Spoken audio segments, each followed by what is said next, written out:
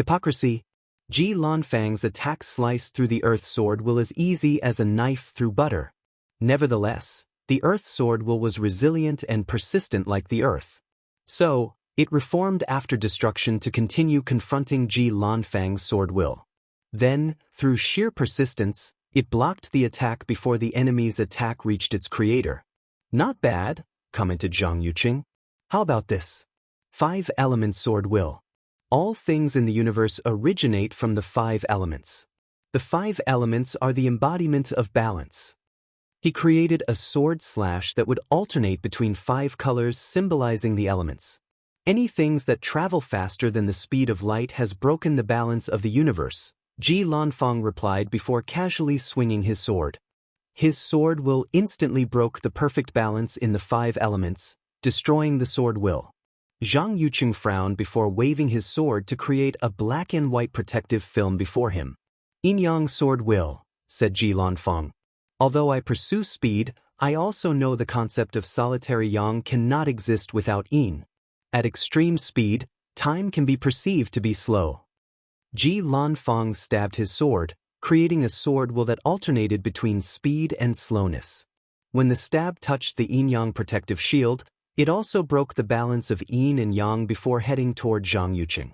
The young Taoist priest squinted his eyes before using a blood-red slash to cancel Ji Lanfang's sword will.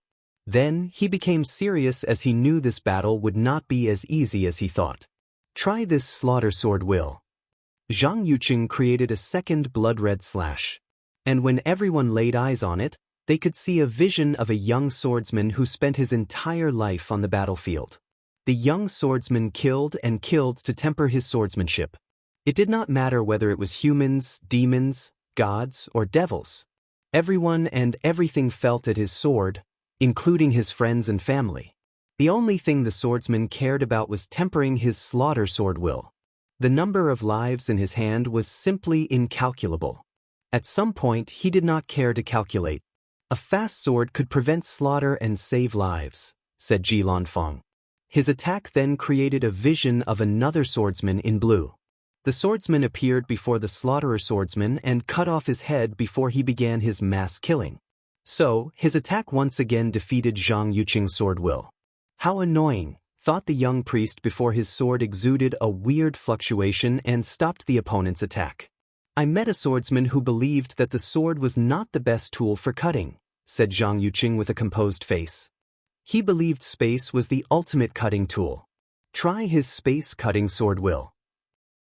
As he swung his sword, he bent the space around in the form of a moon-shaped slash. This attack could cut off anything as it was literally separating the space of anything it touched into 2. The speed of my swords has transcended time and space, Ji Lanfang said casually. With a swing of his sword, he easily cut the space-cutting sword will. And his attack also did not stop on its track. But then, something unexpected occurred. A white slash came from Zhang Yuqing, and before Ji Lanfang could react, he had a slash scar on his chest. He calmly looked at the wound on his chest. Although it appeared as if he had lost, he knew it was not the truth. His opponent used his power despite the agreement of their confrontation only with skill. Fellow Taoist, I'm sorry. It was a mistake on my part, hurriedly said Zhang Yuqing with a sincere tone. No, you did it on purpose, commented Ji Lanfang calmly. Excuse me? Sword will not lie. You could not accept your defeat, so you use your power, he continued. I can sense the impurity in your sword will. This was not a mistake but a calculated move. Fellow Taoist, please do not slander my name. You will never be a real swordsman if you are so closed-minded, Ji Lanfang commented while looking directly into Zhang Yuqing's eyes. Then, he calmly flew back to his seat and drank his alcohol. Meanwhile, all eyes were on Zhang Yuqing, with most people being judgmental. Nothing is worse than a cultivator who cannot keep his word in a friendly competition. TCHP. All these upper dimension geniuses have been a disappointment so far. One is prideful beyond reason, and the other is small-minded and cannot accept defeat. Everyone heard these words because of the previously quiet atmosphere.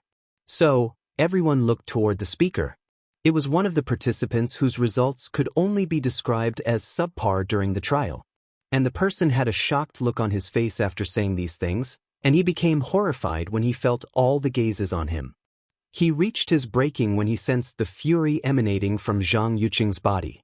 Without hesitation, he took a jade talisman and crushed it. He disappeared from the trial's space. Zhang Yuqing tried extremely hard to control the veins popping on his forehead. While maintaining his pure Taoist demeanor, he flew back to his seat. It seems that Zhang Yuqing's reputation might not be good in the upper dimension, thought Wang Wei. He did not see any surprise from the others after Ji Lanfang's accusations. Meanwhile, Monk Wuji shook his head in agreement. From Ao Tianyi's memories, Wang Wei knew there were some nasty rumors about Zhang Yuqing. However, the two barely interacted since the eternal ascension was vast beyond words could describe. The winner of this battle is Ji Lanfang, declared Lord Spirit with a calm tone. Zhang Yuqing, who quickly returned to his pure and gentle facade, cupped his hand and bowed to Lord Spirit. This is how things should be. He then looked at Ji Lanfang and also bowed. Fellow Taoist, I'm sorry for my mistake. It was a genuine mistake. I am also sorry you feel this way about me. I would never do such a thing. Ji Lanfang took another sip of his drink. The sword does not lie.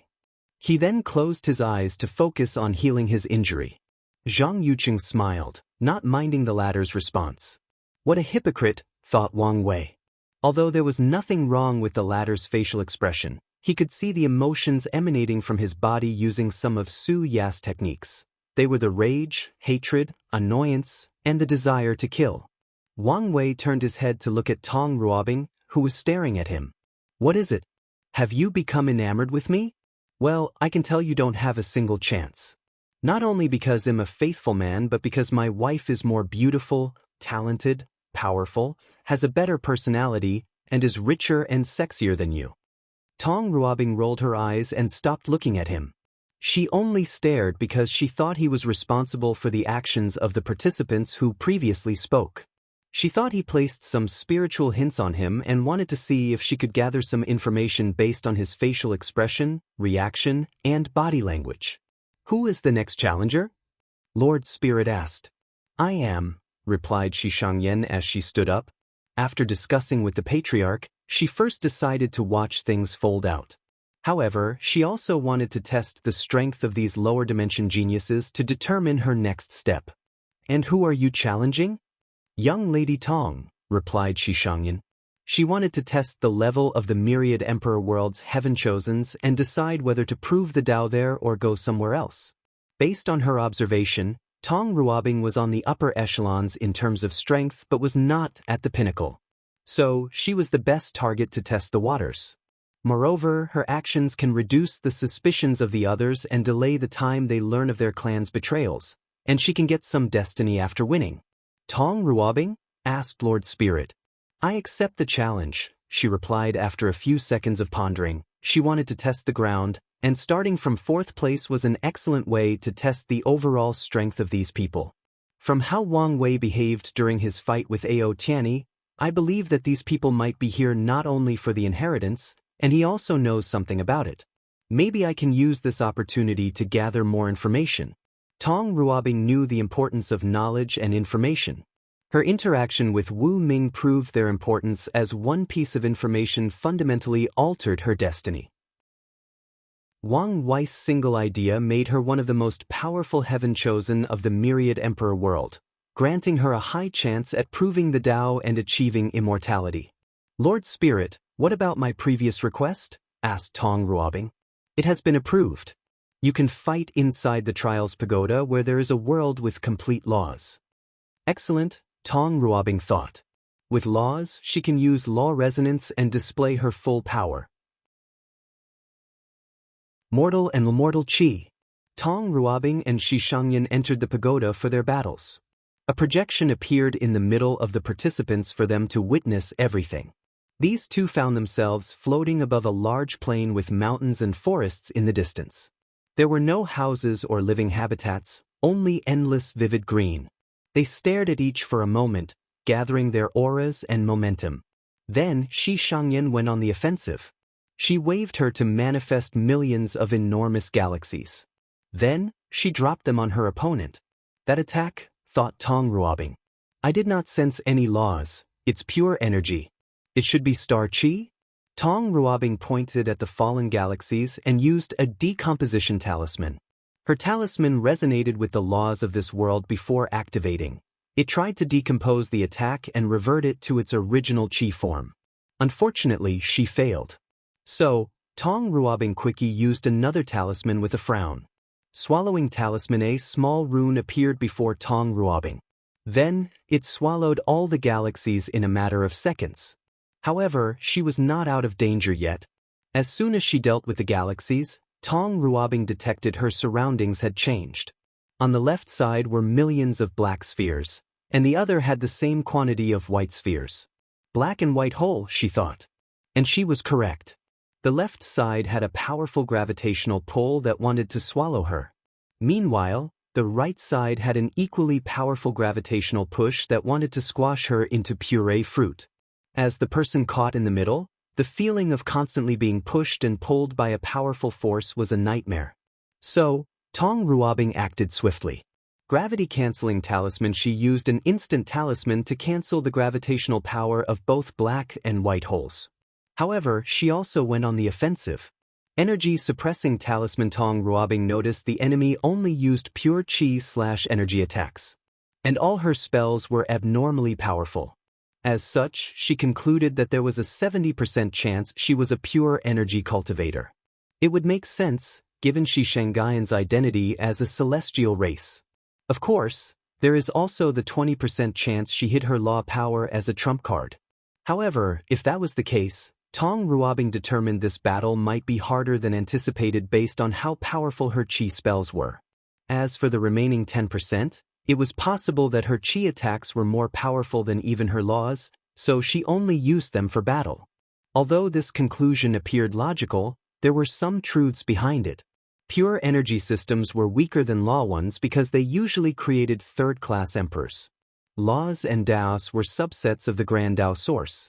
As such, cultivators usually comprehend them before in preparation for understanding their Grand Dao source. However, pure chi cultivators do not have this opportunity. After acquiring the Heaven Will, they skip directly to comprehend the Grand Dao source, creating many third-class emperors. In the Endless Void's history, only one individual became an eternal emperor from a pure energy cultivation system. A strange force field emanated from Tong Ruobing's talisman before surrounding Xianxia, and the field could limit her control and power of her chi. However, she only sneered in response. Xianxia pointed two finders toward her opponent. Then, her chi changed from the previous star attribute to a space. Space compression spell. Immediately, Tong Ruobing felt the space around begin to compress her into a biscuit. She could tell she could not run away or teleport from this attack. She immediately used a space twisting talisman to take back control of the surrounding space. Unfortunately, she only temporarily delayed the spell's effect. Something is wrong. Her spells are too powerful. She focused on the battle without the time to properly analyze the situation. Being this anomaly, and using law resonance to create space-related talismans cannot reach its full potential of space laws, unless Tong Ruobing was willing to comprehend space as one of her secondary laws. And she has not done so. She has to use alternative methods to boost her talisman's powers. She waved her hand to manifest 9 more space-twisting talismans. Subsequently, she used a high-level technique for professions, synchronization.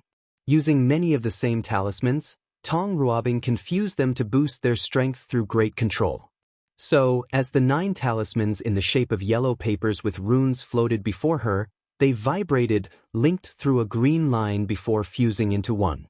Boom! Space cracks appeared around Tong Ruobing as she broke free from the spell. With deep eyes, she said, "You're a young emperor. You've finally figured it out. Your ability seems to amplify your chi-based spells by a large margin. Moreover, you can deploy your pseudo-domain without being detected." Xianxia smiled without explaining. When she was young, the clan's patriarch trained her severely, tempering her Dao heart with extreme methods. Previously, she thought it was because she was the next heir of the clan. But now, Xianxia realized the clan has been preparing for the possible defection for many years. And they might even have predicted the current change long ago. With how long the celestial race has existed and its background, she would not be surprised if they had some extraordinary method to predict the upcoming changes in the Eternal Ascension world. And she even guessed many people were also preparing. This woman is very talented. Using synchronization of talismans with space attributes is a feat few mortals could achieve back home. Synchronization was a high-level skill, but there were also levels of difficulty. For example, it was thousands of times harder to use synchronization on space attribute talisman than on a fire one. I need to get serious. Secret technique, Qi sealing. Xianxia clapped her hands, and immediately afterward, Tong Rubing's face changed. She discovered she had lost control of the origin essence inside her divine sea. She immediately activated the energy control talisman inside her divine sea to regain control of her energy. It's useless, commented Xianxia. Unless you have better or equal energy control as me, you cannot break this technique. Tong Ruobing did not believe her as her mind functioned rapidly to find a countermeasure.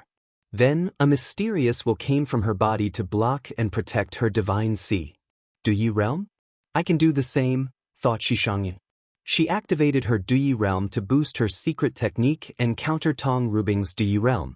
The celestial race has an advantage over others when entering the Duyi realm.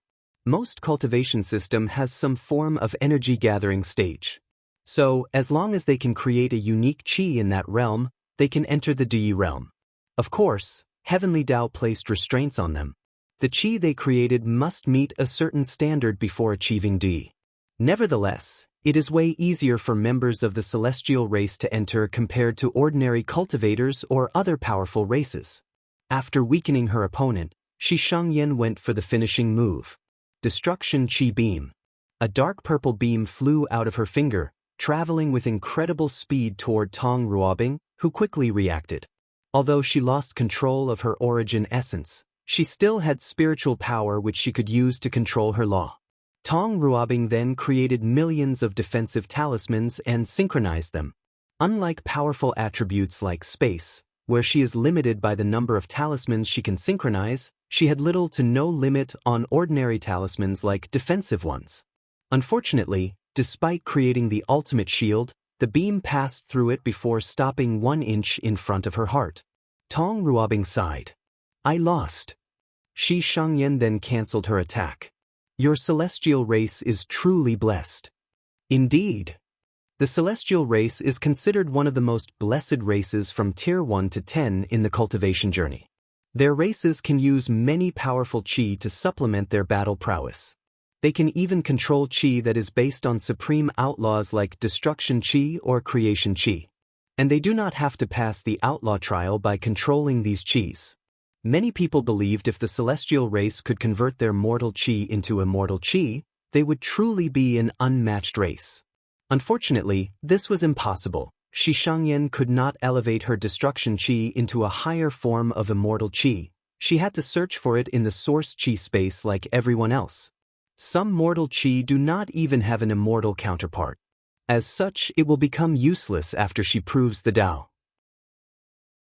Additionally, if she did not prove the Tao and only cultivated destruction qi, no laws, and tried to prove the Tao with destruction grand Tao source, she would have to undergo a terrible heavenly tribulation with a 9,999% chance of death.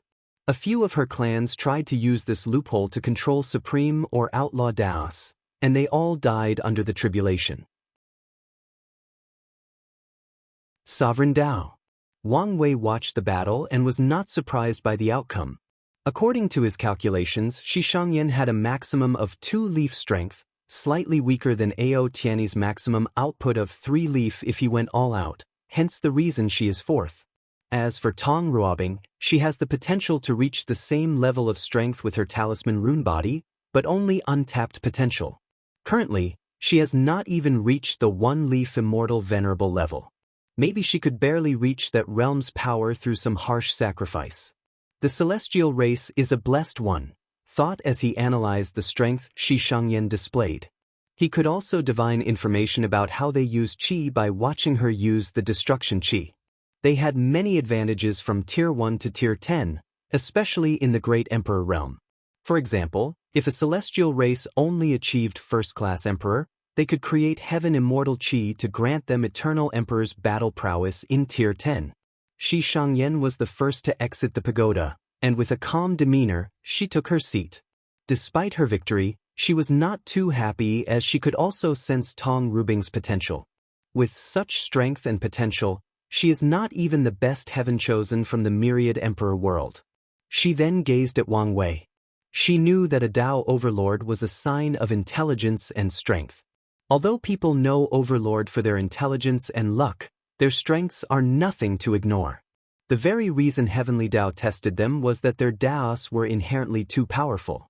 Let's see if I can gather more information before I make a decision. Tong Ruobing followed a few minutes after her. And as soon as she exited the pagoda, Mu Lei flew to her. "Young Lady Tong, are you all right? Do you need any help?" "No need since I was not injured," she replied with a brilliant smile. "But I do appreciate the offer. As long as you are okay." Tong Ruobing briefly chatted with Mu Lei before returning to her seat, waiting for the next competition. "I need to increase my strength. I cannot rush my bond with the Origin Talisman. However, I can enter the Saint Realm as quickly as possible. With a domain, my strength should reach another level." "Who is coming next?" asked Lord Spirit with a slightly raised voice, obviously elated by the battle prowess displayed so far. "I want a challenge," said Ruolin.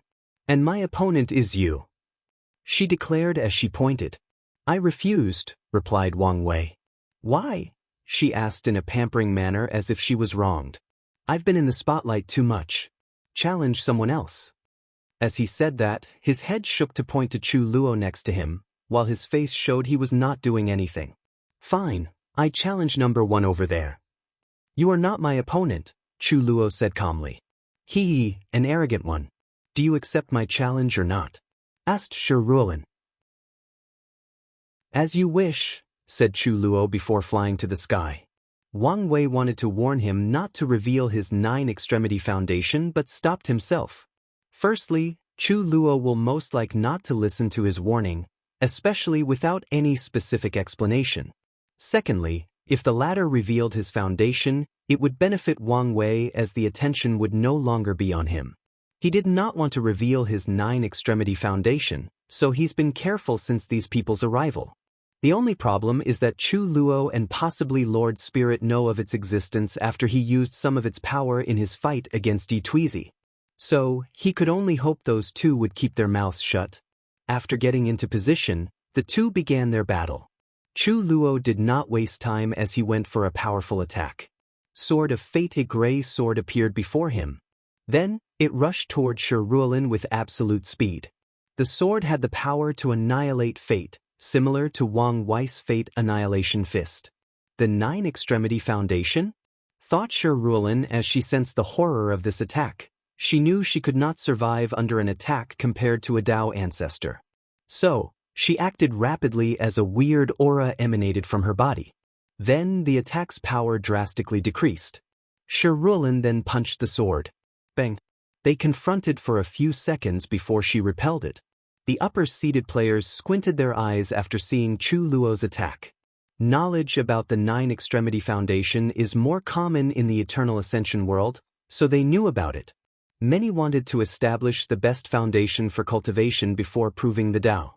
Unfortunately, reincarnation was troublesome, and it was not easy to understand existence. The best way to acquire this foundation is to go to the lower dimension. Unfortunately, the problem of resources often limits the success rate. Furthermore, given the world's current political situation, being too talented and powerful was not a good thing. On the contrary, it invited the wrong kind of attention. But these heaven-chosens had no time to lament the situation of the upper dimension. They came here not only to acquire the deceiving heaven longevity art but also to observe and take notes of extraordinary geniuses of the lower dimension. They had to determine possible candidates that could cause the upcoming changes in the entire Eternal Ascension world. And someone with such a powerful foundation instantly became at the top of their list of candidates. Wang Wei secretly smiled as he sensed the slight change in the upper-seeded player's demeanor after Chu Luo revealed his ability. Although he knew he would not entirely be ignored, he was satisfied as long as he was not the primary suspect. This brief gap was enough for the changes to finish and for him to do many things. Meanwhile, Chu Luo frowned in the air. He did not care about the changes on the ground. He felt his strength had drastically decreased. He went from 3-root Dao Ancestor to 3-leaf Immortal Venerable. Such a large gap was remarkable. So, he looked at Shurulan. My Emperor Bone does not just allow me to become an emperor, it's a physique that trains a powerful emperor. So, it helps me with tempering my body, comprehending laws, and even tempering my Dao heart, she explained. And when I combine it with my Dao, some interesting ability appeared. A large image appeared behind Shurulan. It was an enormous image of her sitting on a throne, looking at myriad things in existence with disdain. She had the aura of a sovereign who ruled above all myriad Daos. A vision ability, commented Chu Luo. Correct. It's called Sovereign's Minister. It can force all my opponents to a cultivation stage at least one realm below me. Chu Luo could immediately analyze how scary such a divine ability was. The only way for someone to defeat Shurulan is to have the ability to skip the realm for battles. And given she also has the same capability, it's challenging to accomplish. In the lower stages of cultivation, it's still possible to defeat her. A monstrous genius could accomplish this feat, however, when strength reaches the immortal tier, where one leaf is the difference between heaven and earth, it's nigh impossible to defeat her. Chu Luo raised his hand to create a mirror, Heaven Mirror. Through the mirror, he saw numerous information and secrets of heaven and earth, focusing on Shurulan's ability. He then knew he could not avoid this technique or nulled it because Emperor Bone, as a physique, could acquire certain authority or power of a great emperor if the owner developed it to the extreme. And Shurulan used her authority to make the technique applicable to all mortals, even those with immortal level strength. She also made it almost impossible to nullify.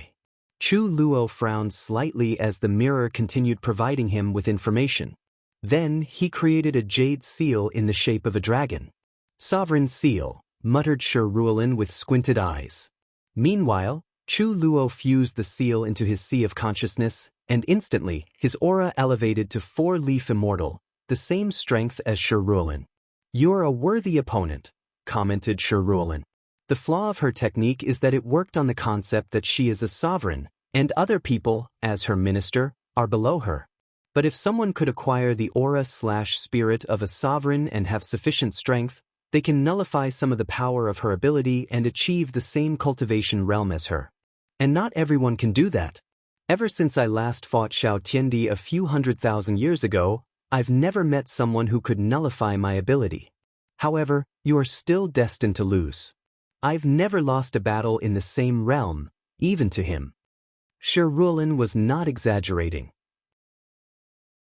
Even Xiao Tiandi did not defeat her in their battle. He only gave up after he felt it would be a hassle to continue fighting. Nevertheless, she has never lost. There is a first time for everything, Chu Luo replied calmly. Well, see, said Shurulan as she went on the offensive. The flaw. 9 golden rings appeared behind Shurulan, forming the shape of a circle. They floated behind her like they were wings. And as soon as they appeared, her aura increased, and the blood energy in her body suddenly increased, creating an area of intense yang energy that could be felt dozens of meters away. Shurulan had activated a unique technique called the Sovereign Tyrant Body that people with Emperor Bone could only cultivate. She cultivated this technique by condensing blood energy in the shape of the rings behind her. There were 12 rings, and each subsequent one required more time, energy, and resources to condense. The Sovereign Tyrant Body was a unique technique that allowed its user to open the gate of power after condensing the 11th ring and the gate of flesh after condensing the last one. However, this technique had a significant flaw as it was an active body refining technique. When Shurulan did not activate the rings, her body was relatively weaker. It was still powerful but not nearly as powerful as when she activated them. As such, she can get assassinated a lot easier before she activates the rings. Luckily, Shirulan used some other techniques to somewhat compensate for the deficiency, which will also disappear after opening the Gate of Power. Shirulan rushed toward Chu Luo to punch him. Bang! She flew back a few dozen meters. She lost in a direct confrontation, and she immediately knew the reason. Her ability forced her opponent to have the same stats as her. However, Chu Luo was better at controlling his strength. As such, with the exact stats, he could exert more power than her. Nevertheless, she did not stop attacking after one confrontation. No, she kept rushing at him with the objective of a fist-to-fist brawl. With each attack, she lost, and Chu Luo would go on the offensive to punch her in the stomach, ribs, face, and everywhere else. It was a one-sided beating. Shirulan planned to evolve amid battle and reach the same level of control as her opponent. She did the same tactic during her battle with Xiaotiandi. Regrettably, she soon realized the two were in entirely different realms regarding force control. If she wanted to reach his level, she would need years, and even then, she might fail. Let's change tactic. Shirulan decided to stop the fleshly body confrontation and used her other powers. She had lost in this confrontation. Nevertheless, excitement emanated from her eyes as she knew she had met a worthy opponent. A golden aura covered her body as the natural pressure she released suddenly increased. All the participants could tell she had gotten stronger, and people like Wang Wei, Chu Luo, Zhang Yuqing, Monk Wuji, and Xiaotiandi could tell her strength had increased from the middle of four-leaf to the peak. Heart of invincibility, commented Chu Luo. Exactly. Chu Luo knew of this state of mind that could boost battle since he cultivated one in his first life. Cultivators can cultivate an invincible heart through constant fighting and defeating all opponents, increasing their power in battles. Invincible heart has levels. For example, all the people Chu Luo defeated were no match for him in the first place, so his invincible heart had little effect on the boost it granted. Meanwhile, Shirulan had to defeat many of her peers, people as talented, if not more than her. As such, her invincible heart gave her a significant boost. It's a shame you're going to lose your invincible heart after this battle, Chu Luo commented with a sneer. After his first failure to pass the outlaw trial, he lost his invincible heart. And as long as Shirulan lost this fight, the same will happen to her. We will see, replied Shirulan with a big grin. Then, golden flames appeared on her body before she punched. Sovereign flame, the golden flame engulfed half of the sky. However, Chu Luo remained calm. He waved his hand to manifest a cauldron. The cauldron's top then opened to release an ocean of black water that cancelled out the flame. Shirulan raised her hands to manifest two golden bolts of lightning. She threw them so hard that they traveled a few million faster than light. The bolts were powerful and contained a suppressive power even more mighty than a gravity trillion times of a planet similar to Earth. Regrettably, her opponent responded rapidly and with ease. Silver chains suddenly appeared, and they caught the bolts. Anti-lightning chains? No, but also anti-sovereign powers. Creation Dao is too versatile in battle. Despite this, she would not give up. She had cultivated her sovereign Dao to a high level where it could compete with outlaw Daos. She wanted to lord over all laws and concepts. She wanted everything between heaven and earth to bow to her, including Grand Dao itself. With an unwavering fighting intent, Shirulan rushed toward her opponent. When she was closed, she controlled her law to use one of her most potent spells. The court's corruption, Chu Luo's face changed as he wanted to react and move out of the way. It was too late.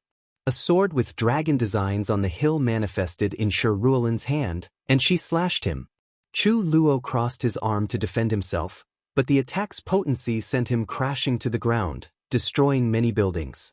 He only took a few seconds to get back up, but he still had a scar across his arms and small parts of his chest. His white robe was tainted by blood. With a serious look, he watched Shirulan in the sky. Corruption. Her attack momentarily corrupted my laws, rendering them useless for a brief moment. Chu Luo was instantly unhappy, not because he suffered injuries at the hands of a person much weaker than him, but because this technique was the ban of his creation Dao that was inherently flawed.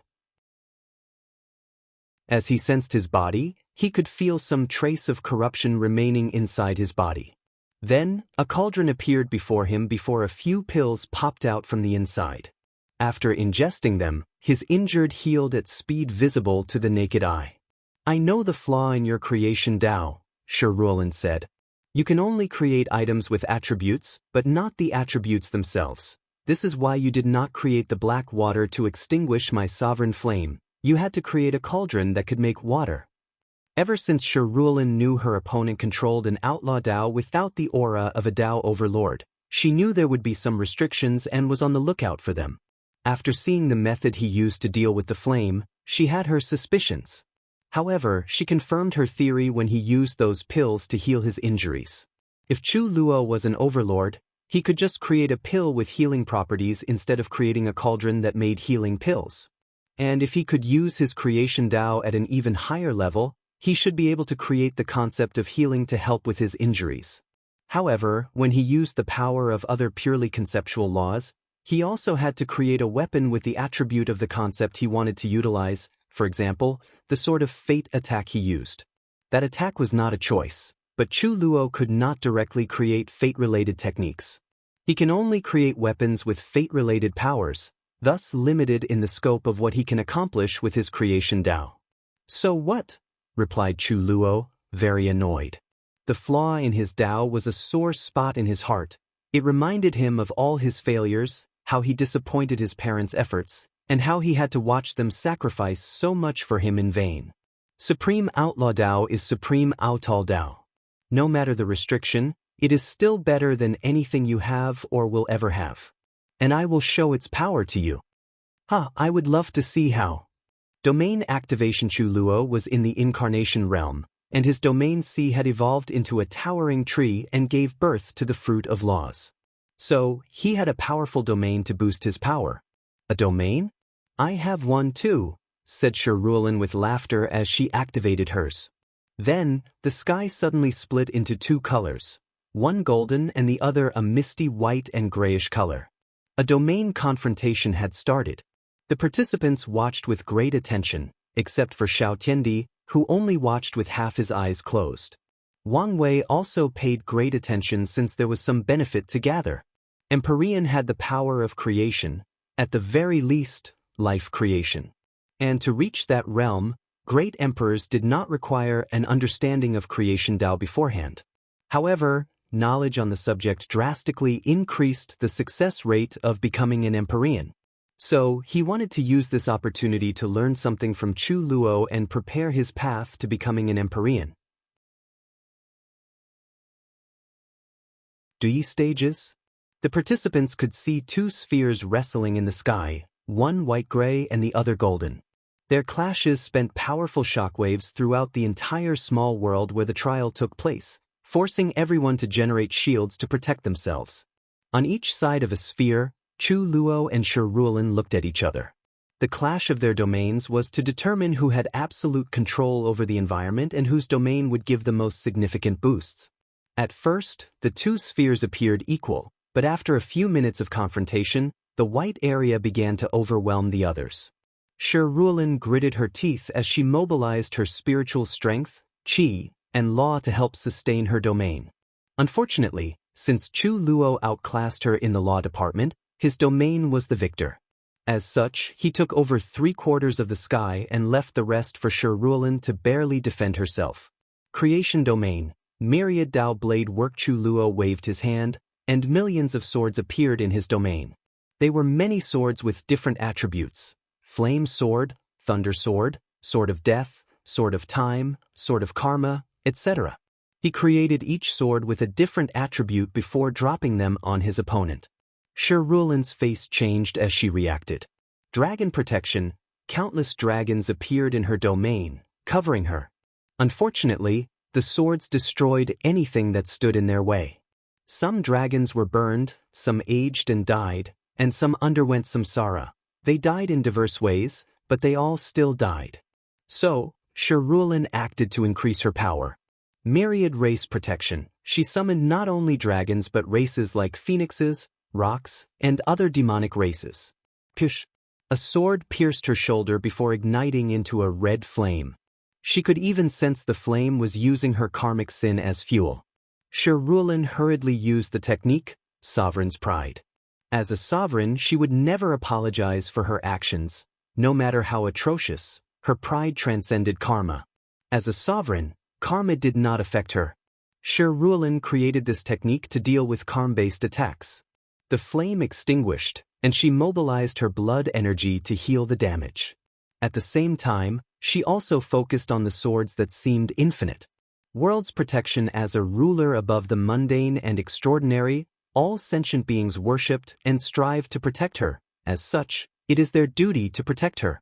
A glass bead the size of a football field appeared in Shirulan's domain. It was an entire world at least the size of a few billion galaxies. The glass bead blocked 90% of the upcoming swords while Shirulan punched the others with her fleshly body. Then she went on the offensive. Boom! Sovereign's fury. With one punch, a terrifying pressure emanated from her. Then, the golden side of domains suddenly turned darker as clouds manifested before dropping lightning bolts on Chuluo. It was as if the heavens itself was angry and wanted to punish.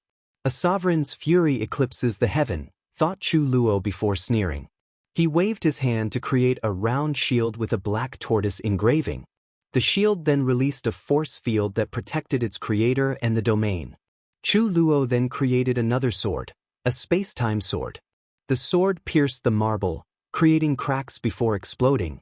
Although it appeared as if it was just an ordinary marble destroyed, the participants could see an entire world in shambles. The sword generated a powerful wave of space-time energy that tore apart the entire world inside the marble. Then, the sword headed toward Shirulan, who tried to evade. In her domain, Shirulan is a god and can bend reality at will. So, she should be able to teleport anywhere her domain touched. Unfortunately, she could not outrun space and time, at least not the one Chuluo controls. Subsequently, Shirulan dodged the sword, which cut off her right hand. What's more, the cut-off arm instantly aged before disappearing. She then felt a will preventing her healing capabilities. 7th stage Dui realm? Luckily, it appears his application of it is lacking. The Dui realm is somewhat rare in the lower dimension but not so much in the upper dimension as there is more knowledge and even classification. There are 9 stages, each increasing strength and the 10% probability of casting the Tao will. Moreover, the higher the stage, the more powerful Tao will a great emperor can cast. The stages can be increased through repeated training or by making more than one cultivation stage unique. Shirulan only had a 5th stage Dui realm. Nevertheless, she had more knowledge and control of it than Chuluo. So, he removed the latter's power before focusing on the spatial temporal energy remaining on her body that was trying to age the rest of her body. Shirulan gritted her teeth to create a few more world marbles to prevent her opponent from taking advantage of her weakness. Her face turned pale in the process, but she gritted her teeth. Then she mobilized one aspect of her sovereign Tao, control. She used the law of control to control the energy in her body and remove it. She wanted to control and use it for her own use. Unfortunately, this power had Chuluo's imprint, and she could not control it unless she overpowered him. The rings behind Shirulan shone as her blood energy activated, instantly growing another arm. Meanwhile, Chuluo watched as his swords destroyed world after world. Let's end this, he thought. What is a sovereign without its people, its citizen, to rule over? Chuluo said as he created an ordinary sword. As soon as the sword appeared, everyone could feel it was the embodiment of the people's wish, of their desire to reject the power of any ruler. Then, the sword, which embodied rejection of monarchy and rebellion, flew toward Shirulan, making her face change. She knew she would lose if that attack hit, as it was the antithesis of her Tao. So, she activated the court corruption spell to affect Chuluo's laws. And for a moment, it worked. His domain shook, and it appeared it would shrink. However, Chuluo reacted in time by creating a pen full of righteous chi. He used the power of righteousness to counter Shirulan's corruption. The people's sword easily pierced through all of Shirulan's techniques before stopping an inch before her throat. She looked at me with gritted teeth without saying anything. Then, the sword moved slightly, drawing blood from her neck. Fine, I lose. Sherulin heard a sword indicating her invincible heart was shattered. Her mighty and invincible aura rapidly declined. She looked directly into Chu Luo's eyes and muttered, "So, this is my path forward. Find a way to be both a sovereign of the people and an independent sovereign not bound by heaven and earth." Sherulin entered a brief state of enlightenment, and her aura sublimated. Upon completion, she sensed her path of achieving 5-leaf Immortal Venerable was not far. Wang Wei watched the battle with great concentration. He watched every move Chu Luo made, storing the latter's understanding and control of creation Dao for later in his cultivation journey. He knew he would not have to worry much about his breakthrough in the Empyrean realm after this battle. Wang Wei also paid attention to Sherulin. Her Emperor Bone's ability reminded him of Di Tian's pseudo-domain. The main difference was Di Tian could bring people on the same realm as him. The weakness is that realm was not the same as the strength. Most heaven-chosen could fight above their realms. So, reducing their realms could indeed drastically increase them. However, Sherulin's ability will bring them the same strength, meaning stats like Qi, fleshly body, spiritual strength, etc. The only thing she could not reduce was a person's control or understanding of laws. She can control the level of destruction their technique or laws could make for Leaf, but not the subtle or ingenious applications. This is why she lost this battle. Another difference between these two techniques was that Di Tian's domain could be avoided, nullified, or countered. However, Sherulin's ability seemed to involve order power back by the power of a great emperor. So, unless a mortal has the strength of a great emperor, they cannot nullify her ability. The only way to defeat Sherulin is to beat her in the same realm. I could probably use my order-disorder law to recreate their ability, thought Wang Wei.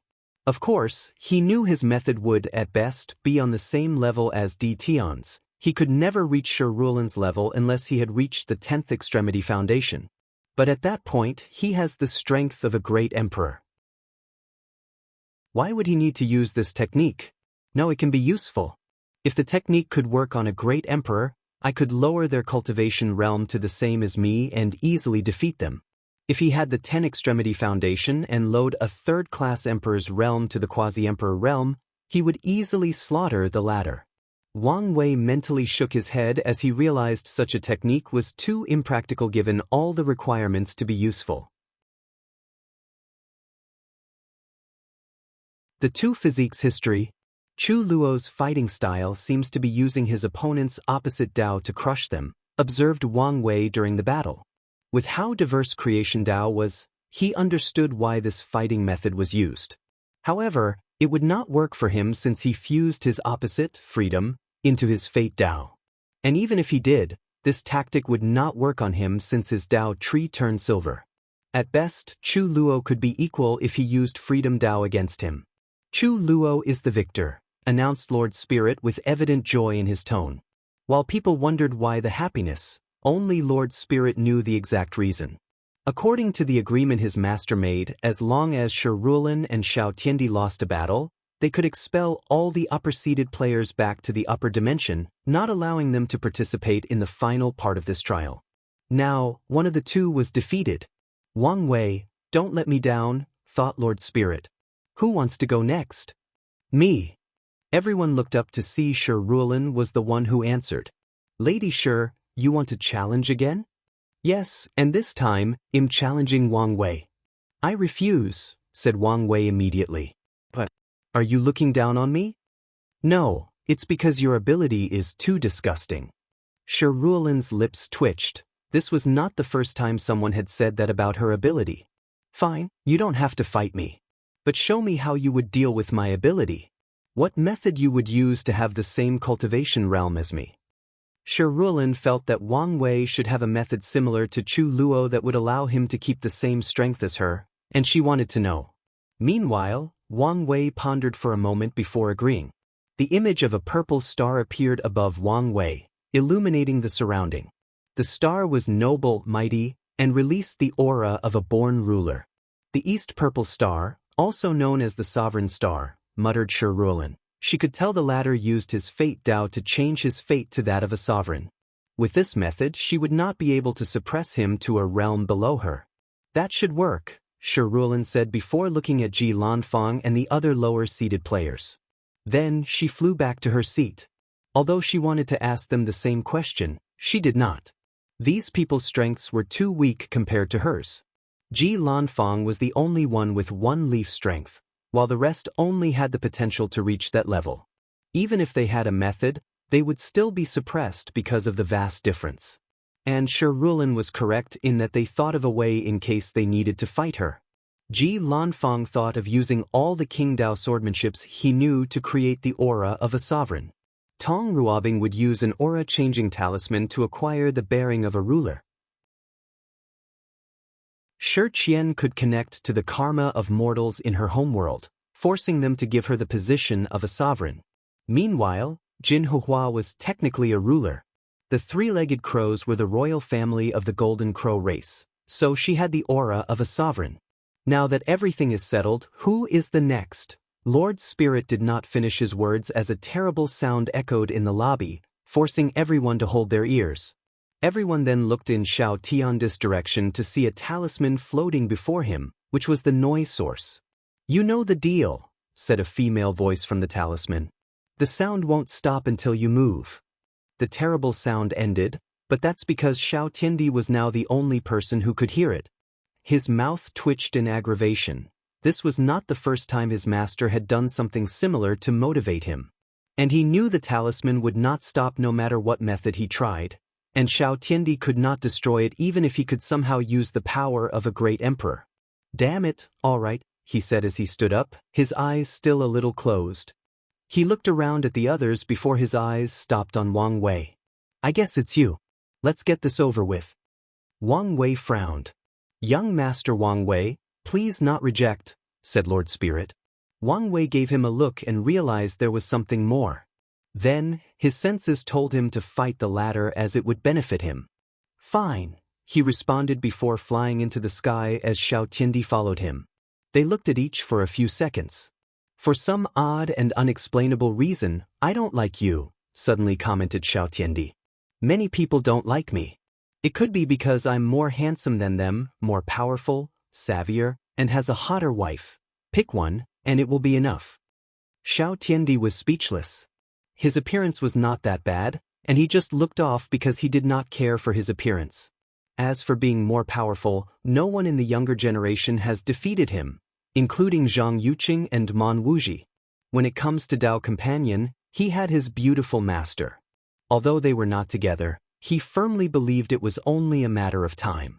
The only thing he could give the latter was savvy since he is an overlord, but as a person born with the innate Dao source physique, he did not think he would lose in the savvy department. "No, it's not these reasons. I just don't like you for some reason." "Well, honestly, I feel the same," replied Wang Wei, who knew the reason for their dislikes.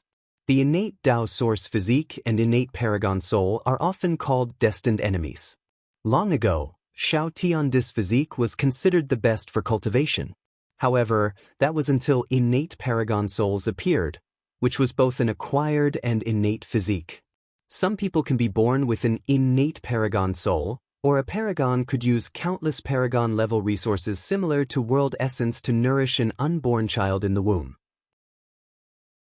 However, few people do these since these resources are precious even to paragons, and using them on an unborn child is a waste.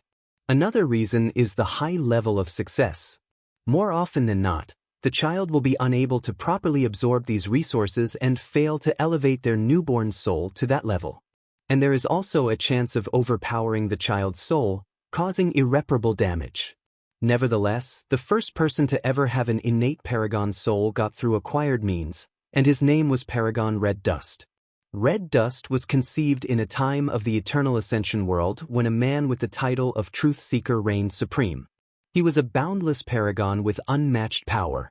Truth Seeker Paragon lived in a relatively earlier era of the Eternal Ascension world, making him quite ancient, taking into account modern times. And his time, there were few paragons, let alone boundless. Nevertheless, he was still the most powerful of his peers, suppressing an entire era. As a result, the only thing Truthseeker wanted was an opponent on par with him. And he feared this day would never come, until a pregnant woman approached him with a deal. The woman told him if he gave him the necessary resources, he could cultivate a child with an acquired talent on par with Truthseeker's innate Tao Source physique.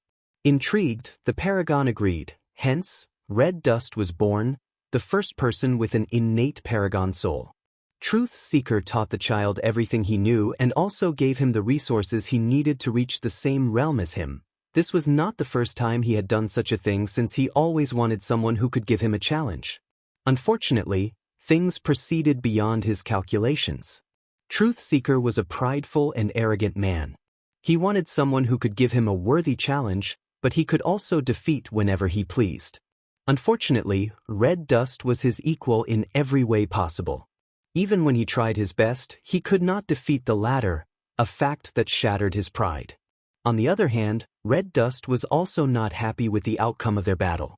His dream or goal since childhood was to surpass his adoptive father. Yet, no matter what he tried, the result was a stalemate. Then, these two boundless paragons began to compete in other things like alchemy, talisman, array, etc. With their physique's terrifying comprehension, they could excel at everything they tried. Regrettably, the result was always a stalemate. At this point in their life, their competition had changed their relationship. They grew to hate/despise each other. So, they decided at one last attempt to reincarnate with their physique, ensure they were born in the same generation, and compete for the heaven will. After these two decided on the competition, they disappeared to this day. No one knew who was the final winner. Heavenly Tao recognized the innate Paragon soul as a physique that could balance out the innate Tao Source physique and just grant it to specific individuals. However, Truthseeker and Red Dust Paragons were inherited by the future owner of their physique. So, as long as the two showed up in the same generation, they would often compete, trying to surpass the other. Of course, Wang Wei was not influenced by this will. He had a disdain for Xiao Tiandi for another reason. One he had not discovered yet but felt was related to his overall demeanor. Hopefully, he could find the reason during their battle. Grand Mist Wheel. Alright, let's get this over with, said Xiao Tiandi. Don't expect me to go easy on you. That's my line, replied Wang Wei before rushing to his opponent. He immediately appeared in front of Xiao Tiandi and punched him. Boom. So fast was the last thought of Xiao Tiandi before flying away, ribs cracked and heart squished. Midway through his fly, a white flame appeared on his body, healing his injuries. Meanwhile, Wang Wei went on the offensive. He used his Fate Escape technique to fly at an unimaginable speed. He also used the tips he received from the Rainbow Emperor. He used the Rabbit Zodiac to boost his strength further. He used the Sheep Zodiac, which granted him dominance of the elements. And with this dominance, he used lightning, wind, light, and space-time to boost his strength further. So, with a speed that appeared as if he had teleported, he appeared before Xiao Tiandi. Bang! He exploded the latter's head with one punch. How is he so fast that I can't even react? Thought Xiao Tiandi as his body reformed. I need to do something or I will spend this fight in mystery. Bang! His entire upper body exploded in a pool of blood. However, Xiao Tiandi regenerated like a phoenix with a bright white flame. This time, things were different. His aura drastically changed. It went up from the 6-leaf Immortal Venerable to 9-leaf, making Wang Wei frown. A secret technique? Thought Wang Wei as he analyzed his opponent. Meanwhile, Xiao Tiandi raised his hand to shoot a yellow beam, forcing Wang Wei to dodge. Unfortunately, he was not fast enough, and his right hand was gone as if it had never existed. The power of Grand Mist. It's been a while since I last saw it, he said calmly. During the Heaven-Chosen selection trial at the Academy, Lin Fan used Grand Mist in his battle against Suya. Grand Mist is considered one of the first powers or energy that existed at the beginning of the universe. It is a manifestation of chaos. So, it can return anything it touched back to chaos. Grand Mist is divided into Yin and Yang. The Yin side is referred to as Final Grand Mist and has the power of erasure. It returns things to their original state. Meanwhile, Yang Grand Mist is called Cosmos Grand Mist and is used to mold chaos into all matter. It molds chaos into all things in existence. Cultivators must condense a Grand Mist wheel in their sea of consciousness to enter the Empyrean realm.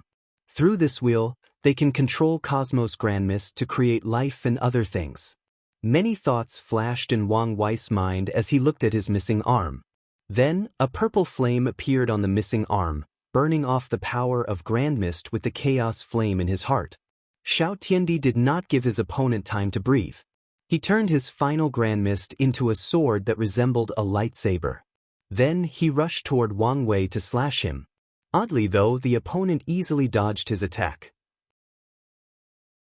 With his 9-leaf Immortal Venerable Strength, he should be able to overwhelm the latter with his sheer speed, just like he suffered previously. Swish, swish, swish. Xiao Tiandi swung his sword more than 1,000,000 times in less than a second. But not one of his attacks touched his opponent. So, he condensed the Grand Mist sword into a bomb, spreading its attack in a wide area. However, Wang Wei moved quickly out of the attack's range. Xiao Tiandi paused as he looked at Wang Wei. "You're using the Battle Maniac Paragon's ultimate evasion technique. So, you've noticed. I've read about it in books. I thought it was a legend. It is said after creating this method, he has never lost a battle in his life." "Well, it's true," Wang Wei replied. The ultimate evasion technique allowed him to synchronize his body to his opponent's aura, energy signature, spiritual strength, and laws. After the synchronization, his body will naturally evade all the opponent's attacks. No matter the attack, his body would move on its own to evade. It was as if it was allergic to everything about his opponent and would naturally avoid it. After creating and mastering this technique, Battle Maniac never lost a battle. It did not mean he was invincible, but he never suffered defeat. Of course, it was not only because of this technique. The flaw of this method is to use overwhelming speed to counter it. However, as a peak paragon, Battle Maniac was on the top echelon regarding speed in all the paragon in the universe. So, he never met someone who could overwhelm him with speed. Additionally, this technique had higher levels. For example, Wang Wei also synchronized with Xiao Tiandi's fate and karma to aid him in his evasion. For the level of this technique, he needed to have some fate or karmic connection with Xiao Tiandi, and he did. Xiao Tiandi's master was Su Junyao. The woman Wang Wei had a love-fate connection besides Wu Hong. Wang Wei had to sigh at how wonderful fate could be. Is it a coincidence that he met him now? Most likely no. Domain expansion, Grand Mist erasure. Xiao Tiandi controlled the entire area and filled it with Grand Mist, not giving any room for Wang Wei to dodge. As such, he surrounded himself with a purple flame, protecting himself. At the same time, he finally figured out the secret technique the latter used. He borrowed the power of an alternate version of himself, a variant of himself that failed in accomplishing the 9-extremity foundation and ended up with 9-leaf Immortal Venerable Strength. What a wonderful secret technique. It's a shame I cannot use it. Based on his analysis, divination, and calculator, Heavenly Tao only allowed cultivators to access parallel timelines in the upper dimension. Although only paragons should be able to travel or access parallel timelines, Xiao Tiandi's secret technique granted the ability to borrow strength from his parallel self, with the only limitation that he could not acquire the power of Tao Ancestor. So, 9-leaf was the limit he could achieve. Xiao Tiandi observed his opponent with a frown, rapidly calculating the best attack mode.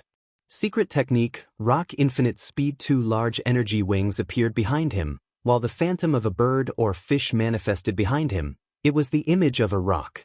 Rocks are known as one of the fastest creatures in the universe. With this technique, Xiao Tiandi's speed approached the infinity domain, a realm of speed that at least one root Tao ancestor can reach. As a comparison, a 2-root Tao ancestor has a base speed of 20 times infinity. With this speed, Wang Wei's mind could perceive Xiao Tiandi's movement. After all, he is connected to his other clones to existence, and technically has the reflex of a 2-root Tao ancestor. However, his main body, with only 6 leaf, cannot move in time to evade. Bang! Xiao Tiandi flew back with half of his body destroyed. Meanwhile, Wang Wei remained intact.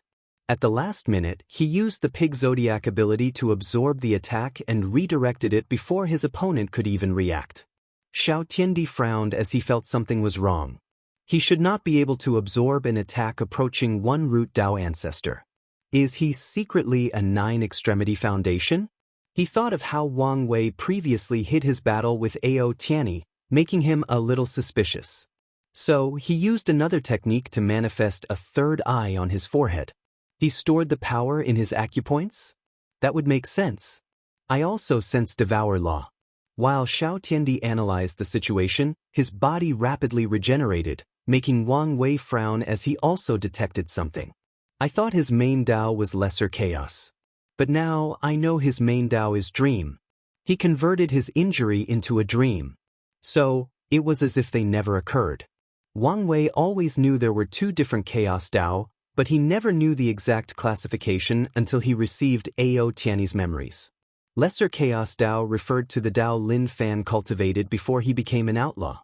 Lesser Chaos Dao directly cultivates Chaos Law, which involves things like Grand Mist, sublaws like Destruction, Creation, Absolute Beginning and Absolute End, Origin, and others. Meanwhile, Great Chaos Dao is when cultivated decided to cultivate all 3,800 primary Daos to a high level before fusing them. This Dao is on the path of becoming nigh omnipotent. It's the Dao of mastering all concepts, laws, and rules. It's the Dao of becoming the embodiment of all things in existence. Of course, both Daos are outlaws, but people with the absolute chaos physique and other exceptional physiques can cultivate lesser chaos Dao without a problem. Meanwhile, Great Chaos Dao is an outlaw to everyone. Wang Wei snapped his finger. Order. No secret technique. Immediately, Xiao Tiandi lost all his strength, returning to his original power. Wang Wei instantly appeared before him and held him by his throat, even sealing all his strength. I know why I didn't like him, and I could use it to my advantage. The only issue is whether it was worth the risk.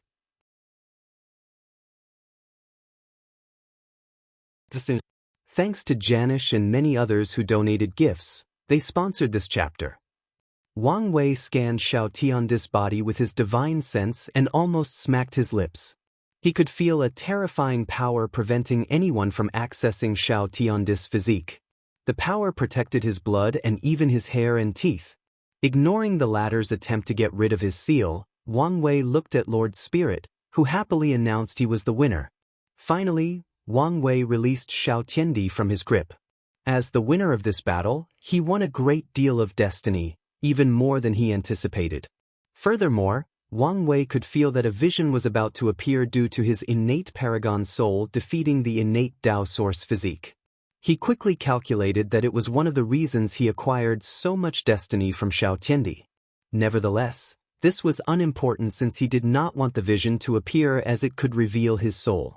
So, he quickly denied its appearance. He could sense some odd gaze from Lord Spirit, but he did not look back or explain anything. Instead, he looked directly into Xiao Tiandi's eyes and said, "I know why I dislike you. You reek of laziness and depression. Despite having supposedly the greatest talent for cultivation, your willpower is so weak that it's pitiful." "You know nothing about me," roared Xiao Tiandi. "So, don't act as if you do. I don't need to know anything about you to know you seem to have given up." "Shut up," he roared again, this time even louder as his voice echoed throughout the entire miniature world. "Do you know what I've been through? Do you know how much I suffer, how much pressure I'm under?" Xiao Tiandi replied with clenched hands. "Before I started cultivating, life was beautiful. I was born with the most remarkable talent under heaven and earth, making everyone in my family proud and looking forward to my future.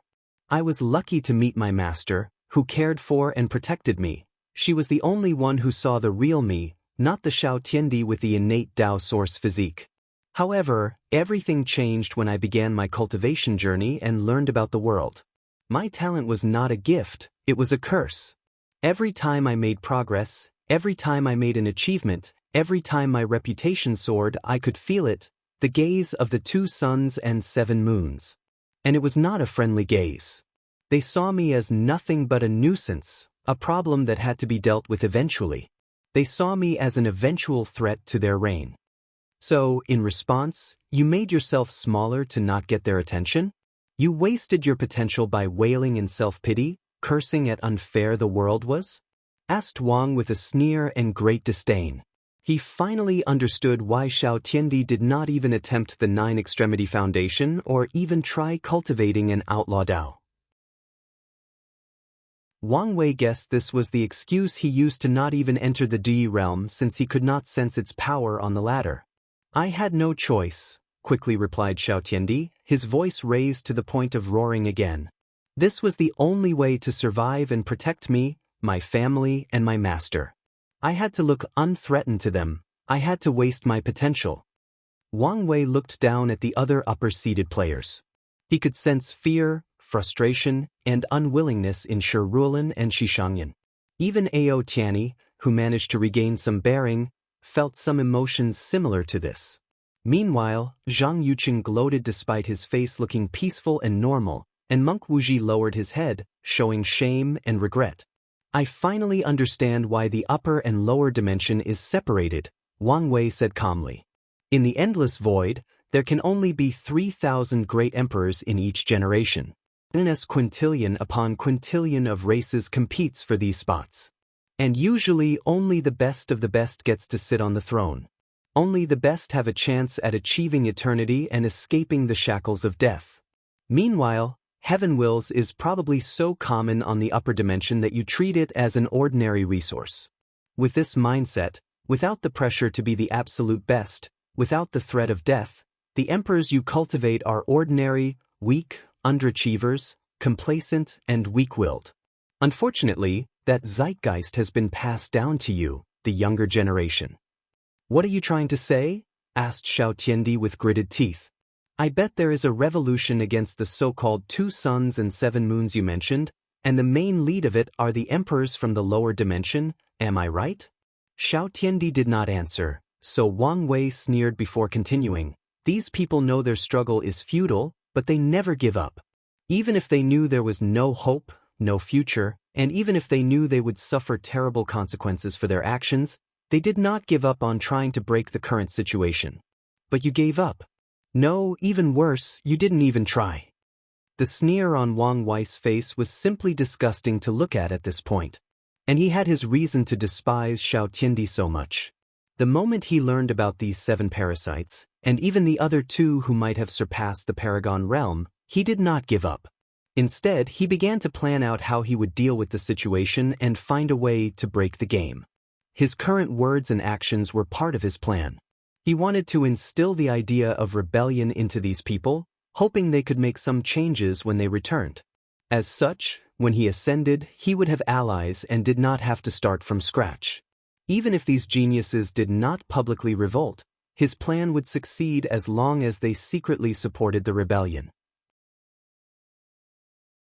And his target was also the lower dimension geniuses, as they were potential allies after they proved the Tao and ascended to the eternal ascension world. The only issue was his words would bring more attention to himself from these parasites. However, after calculating the pros and cons of the current situation, Wang Wei decided the risks were worth it. You don't understand, yelled Xiao Tiandi, his voice full of despair. I had to protect my master. Did she ask you to protect her? Or was that one of your many excuses? Su Jinyao was the most beautiful woman in the eternal ascension world. Wang Wei did not believe for a second that one of the parasites did desire her beauty for herself. But from what he knew from Ao Tianyi's memory, she was perfectly fine and still had no partners.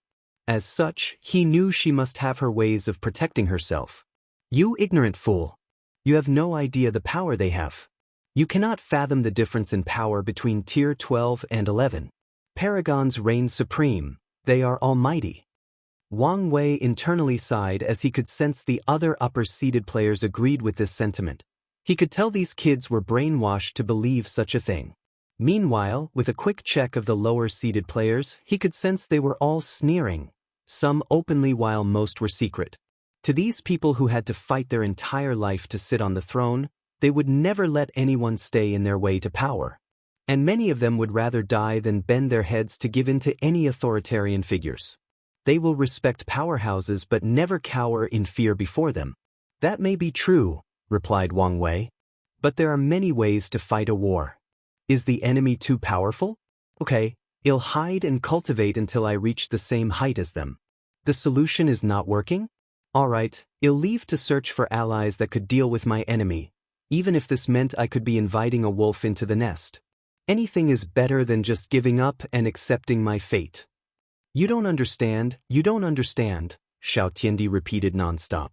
Wang Wei looked at him intensely, sensing the agitated mood he emitted. Whatever. I'm done wasting my breath with a weak-willed individual like yourself. Wang Wei shook his head before sighing. The heavens is truly blind to give someone like you such a powerful physique, he said before flying back to his seat. Many people nodded in agreement with him. They could see despite how strong Xiao Tiandi was, he was a person with a terrible state of mind and a weak Dao heart. His current state was barely enough to bear the heaven will, and a tiny change could lead to him becoming a pseudo-emperor.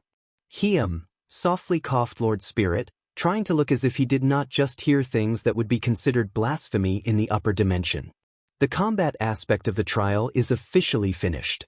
We will regroup a few days from now for the final competition.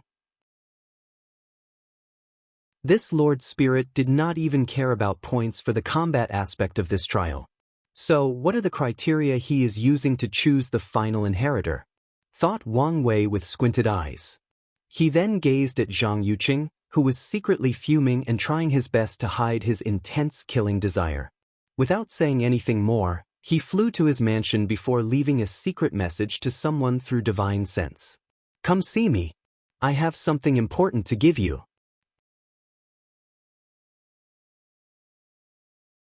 Chapter 596 Buddhism versus Taoism 1. After Wang Wei returned to his mansion, he immediately heard Ancestor Wuqing's voice. So, you must have reasons for taking such a risk? In preparing for the future. Without removing these so-called 2 suns and 7 moons, I can never reach the top of the cultivation world. And even the ancestors cannot properly revive. So, I will need all the help I can to deal with them. Although I know I might not need to remind you, given your personality, I still will. Always be cautious. After you ascend, I and the other will no longer be able to protect you. The sect will probably not be able to provide you any help and might even be a hindrance. So always be slow and steady. I will, replied Wang Wei, and Wang Wuqing no longer spoke. The old ancestor felt his young descendant grew too fast, and it was only a matter of time before his old bones became useless. Although he always knew this was inevitable, recent events indicate this process might be faster than anticipated. Meanwhile, Wang Wei observed Feng Heng's mansion for a few hours, trying to detect any signs of trouble. Luckily, until Monk Wuji showed up, nothing changed. Monk Wuji deactivated his invisible talisman before cupping and bowing his hands. Benefactor, what do you need from me? Monk, can you tell me exactly Zhang Yuqing's strength? The last time you were vague. Monk Wuji frowned for a moment before answering. He is only the peak of 7 leaf. However, he can use a secret technique to generate a mysterious power from his 2 physiques, boosting his power to 8 leaf. Is that so? Wang Wei briefly pondered before taking out a booklet and handing it to him. See if this can help you rise in strength. Monk Wuji took the book labeled 7 chakras and scanned through it. And the more he read, the brighter his eyes were. This technique is similar to the concept of 5 inner wheels. However, it is more detailed, purer, and more powerful. Monk Wuji had access to all the Buddhist scriptures, so he remembered the school of thought based on the 5 inner wheels. Although they were not the most popular or influential in the Buddhist sect, they were generally decent. 5 inner wheel? I remember Buddhism only had 5 chakras back on earth before it was changed, while Hinduism, the creator of this system, had 7 chakras. I'm guessing this world also discovered some version of chakra, though Wang Wei. This technique should allow you to reach 8 leaf, so hurry because I don't think you have much time. You make a great point, benefactor, replied Monk Wuji before rushing out. And to Wang Wei's dismay, the monk entered one of the rooms inside his mansion instead of returning home. This chapter upload first at Novel Bin. Net. If you want to read more chapters, please visit Novel Next. To experience faster update speed, Monk Wuxia took out a formation plate from his space ring, allowing him to lay out a powerful array around the room instantly. Subsequently, he entered the time treasure he had to facilitate faster cultivation. As soon as he entered the treasure, he did not waste time opening his chakra. Unlike Wang Wei, who had to use the good fortune flame to open the chakra, Monk Wuxia used the purest of Buddha power. And since the energy he used perfectly matched the concept of chakra, he benefited even more than Wang Wei did. After a few hundred years inside the time treasure, Monk Wuxia opened his eyes. His pupil had entirely turned golden, and he radiated an aura of purity, benevolence, and nobility. His body shone with golden lights for a few minutes before he returned to normal. Peak 8-leaf strength. The increase was even greater than I anticipated, Monk Wuxia muttered before looking at the artificial sky inside the treasure. Zhang Yuqing, you wait for me. The monk left his treasure before exiting the room and meeting Wang Wei again. It seems you succeeded. Thank you for everything, benefactor. No need. I'm just paying my karma. Be that as it may, you have helped me greatly and made a great contribution to Buddhism. Monk Wuxia was not lying. The 7-chakra method will advance the 5 inner wheels faction by miles, possibly elevating them to one of the great factions of Buddhism. Wang Wei calmly accepted the latter's thanks. Although he did not invent the chakra method, he translated it to fit the laws of the eternal ascension world, which should give him some credit. Furthermore, he did not mind taking credit for someone else's work if it could help him pay some of his karma. Thus, he chatted briefly with the monk before overseeing him leave his mansion. Wang Wei was alone since Li Jun entered seclusion to use the talisman the battle maniac emperor left for him. And since he had to observe the situation in case of any changes, he decided to cultivate a little. He first checked his acupoints. He had already created or opened all his artificial acupoints. The next step in refining his body was to condense the 1964th black holes. Regrettably, he could not do that now as he could sense a fleshly body tribulation was approaching. From the 3rd stage of the true power realm, body refiners have to undergo tribulations often, and it was Wang Wei's turn. And from what he learned from his ancestor, there will be a drastic increase in pain after he reaches the 4th stage.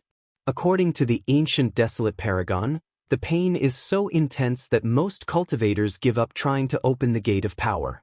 Additionally, since he decided to walk both the chi refiner and body tempering path, the pain he will suffer will be at least 100 times more than pure body refiners who focus on only opening the gate. The pain is the way Grand Tao used to balance how powerful body refiners were. Of course, Wang Wei did not mind the pain since his pain talent had already made him a masochist. This chapter upload first at Novel Bin. Net. It's begun? Thought Wang Wei as he opened his eyes. At that exact time, all the participants received a notice from Lord Spirit to stay inside their mansion and not interfere with the affairs of the upper dimension. Ancestor, how are the preparations? Everything went as you wished. We hired many immortal tier loose cultivators, and they should have no problem dealing with Zhang Yuqing's people. Wang Wei nodded his head. Although he promised Monk Wuxia he would have his sect help him, he also did not want to directly use the powerhouses of the sect. He wanted plausible deniability, and by hiring other people to fight instead of his sect, he had a reasonable cause to do so. Of course, Wang Wei knew deniability might be pointless based on Zhang Yuqing's character. He could imagine that Supreme Unity was not the kind of person that cared for loopholes. Nevertheless, he wanted to be careful, just in case. His motto has always been to be highly cautious when dealing with these old monsters. Outside Feng Heng's mansion, 2 people floated in the sky, staring intensely at one another. Bald monk, you should know you are not my opponent. Stop this futile resistance. I am not the same me as I was yesterday. Zhang Yuqing shook his head. Why do you monks try so desperately to resist your fate? My master is now the heavens. Taoism's destiny is to reign supreme, so why not bow and accept the mandate of heaven? All things that rise must fall, replied monk Wuxia, his voice soft, soothing, and full of wisdom. Taoism had its era, Buddhism followed, and it should have been someone else's turn. This was the way to maintain the balance of heaven and earth. But your greed forced another era of Taoism. You have corrupted the way of heaven and earth and thus must pay the price. Blasphemy, is it? You, Taoist priests, always preach about being inactive, following the flow of nature, and letting things proceed on their course. Yet, you do not practice what you preach. Don't be so sanctimonious, it's disgusting. It's not like you, Buddhists, are innocent. The entire lower dimensions suffered such catastrophe because of the backlash for forcibly prolonging your reign. Their blood is your hands. That is the truth. But we have learned from our mistakes. We strove to do better. Current Buddhism can say without hesitation we have paid our karma. We have made peace with our past. Can you do the same? Enough with your sharp tongue, groaned Zhang Yuqing, his eyes red, gleaming with a demonic atmosphere. He raised his hand to manifest a purple sword. His black, silky long hair turned half white, and a red tattoo of a small sword appeared on his forehead. It's a shame we had to resort with using force. Monk Wuxia's body then changed. He turned into a 7 meters tall golden Buddha. This form had no shirt on, displaying his slightly large belly. He only had shorts to cover his lower body and a golden scarf that floated around his neck. Brilliant golden light shone on him, along with chants of scriptures. The novel will be updated first on this website. Come back and continue reading tomorrow, everyone.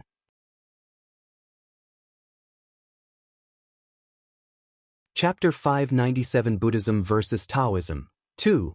Zhang Yuqing frowned as he immediately noticed something. He had fought many times before monk Wuxia again, and their last confrontation was only a couple of decades ago. Back then his altruistic golden Buddha body was only 5 meters.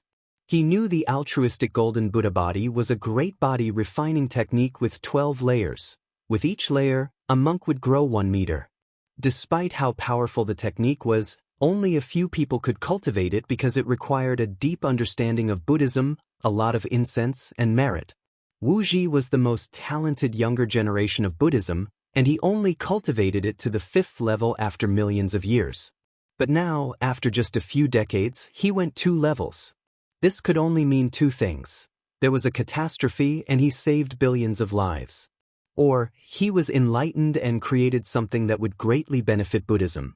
Zhang Yuqing knew it was most likely the second option since he would know if monk Wuxia saved so many people. Regardless, he knew this battle would not be as simple as he thought.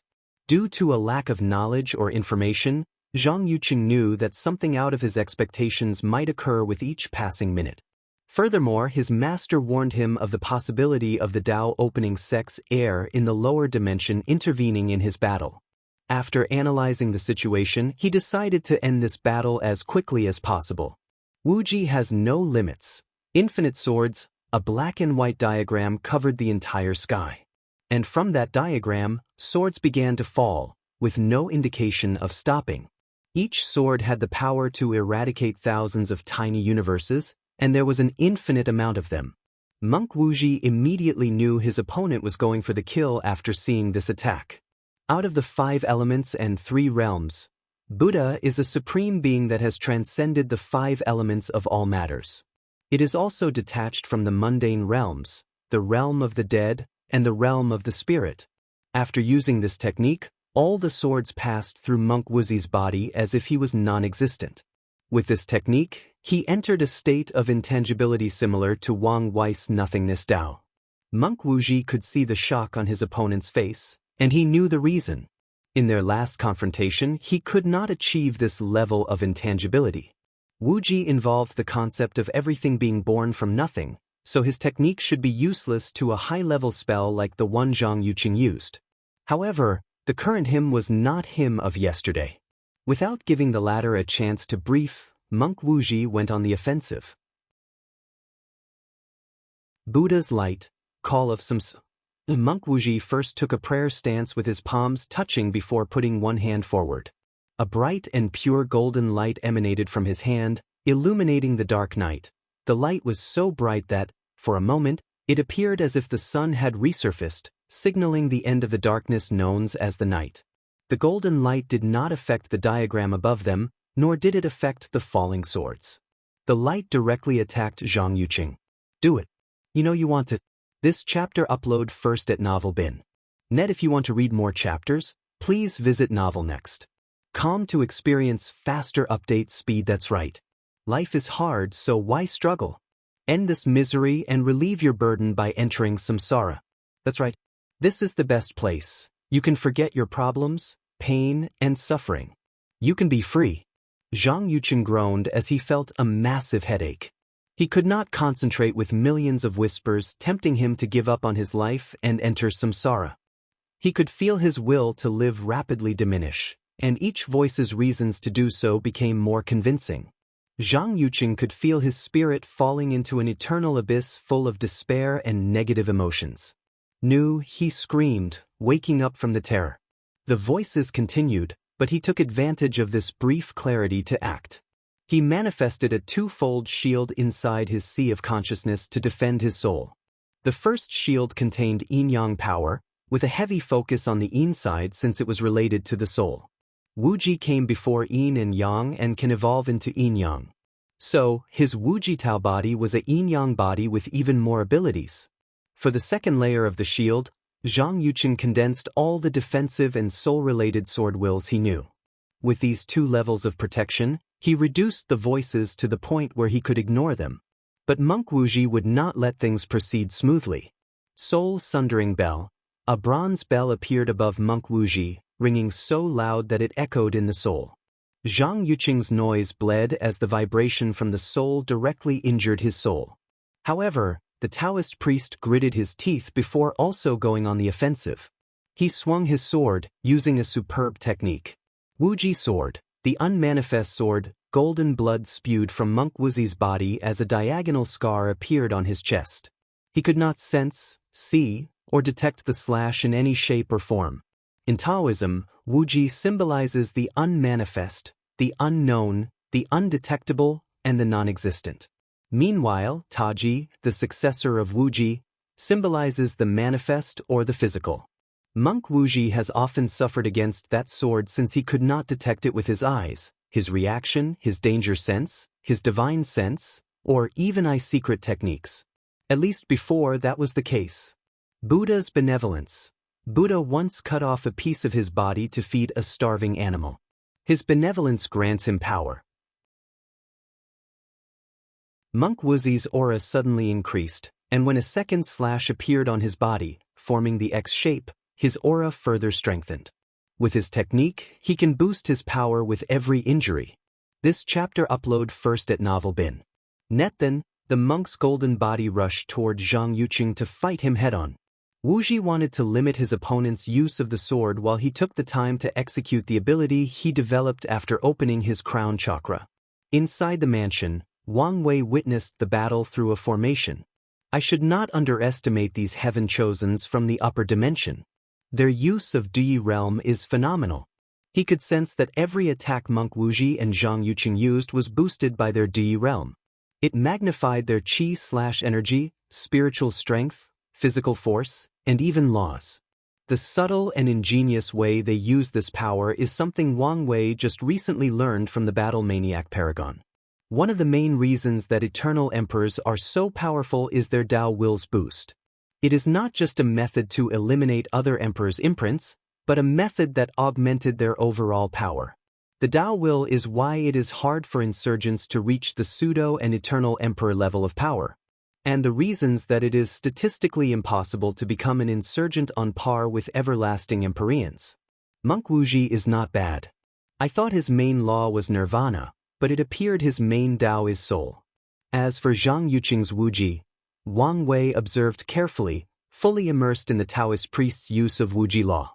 Wuji, meaning without limits, without boundaries, boundless. A state of non-distinction, nothingness before the Tao, or the manifestation of everything came into being. The laws of Wuji contained properties of nothingness. Its very definition of beings without limits, distinction, or boundaries can also apply to nothingness. Wang Wei opened his eyes, full of wisdom and containing the universe's fundamental truth. After this enlightenment, his body had subtle and unnoticeable changes. He raised his hand to manifest a mysterious power. He removed an immortal ore from his space ring to test that new power. The ore vanished as if it had changed from a state of existence to non-existence in a matter of nanoseconds. Is this the power of the void? For many years, he pondered how to enter the next stage of his Tabo Dao of nothingness. After many failures, he decided to wait until he proved the Dao to try again. But now, after comprehension of the correlation between Wuji and nothingness, he accessed the power of void beforehand. Of course, Wang Wei knew the transformation was not complete. He was still in the intangibility stage but now contained some powers of the void stage. Wang Wei took a moment to calculate something. I can reach the void stage in the Great Emperor realm, the emptiness stage, after becoming a paragon. But what about the true nothingness stage? His eyes lit up after figuring out some things. Although he knew his prediction might not be correct since he had yet to reach these realms and only knew some vague knowledge about them. Yet, he believed he had a high chance of being correct, so he looked forward to the future. Maybe there is a connection between perfection and nothingness, he muttered after suddenly having an idea. Is nothingness one of the few things that are considered perfect? Wang Wei shook his head as he felt he might be reaching. Then, he concentrated on the battle. The novel will be updated first on this website. Come back and continue reading tomorrow, everyone.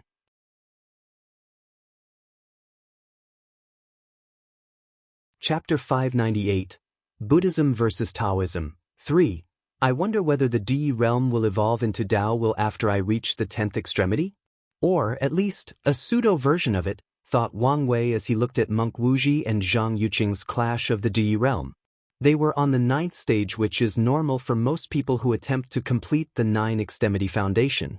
For example, he was currently in the 8th stage since he was in the Saint realm.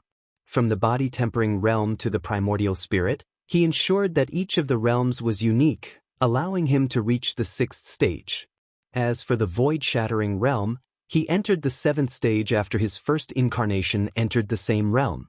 This is because he now had 2 law altar/law trees, and his incarnations were connected through his existence.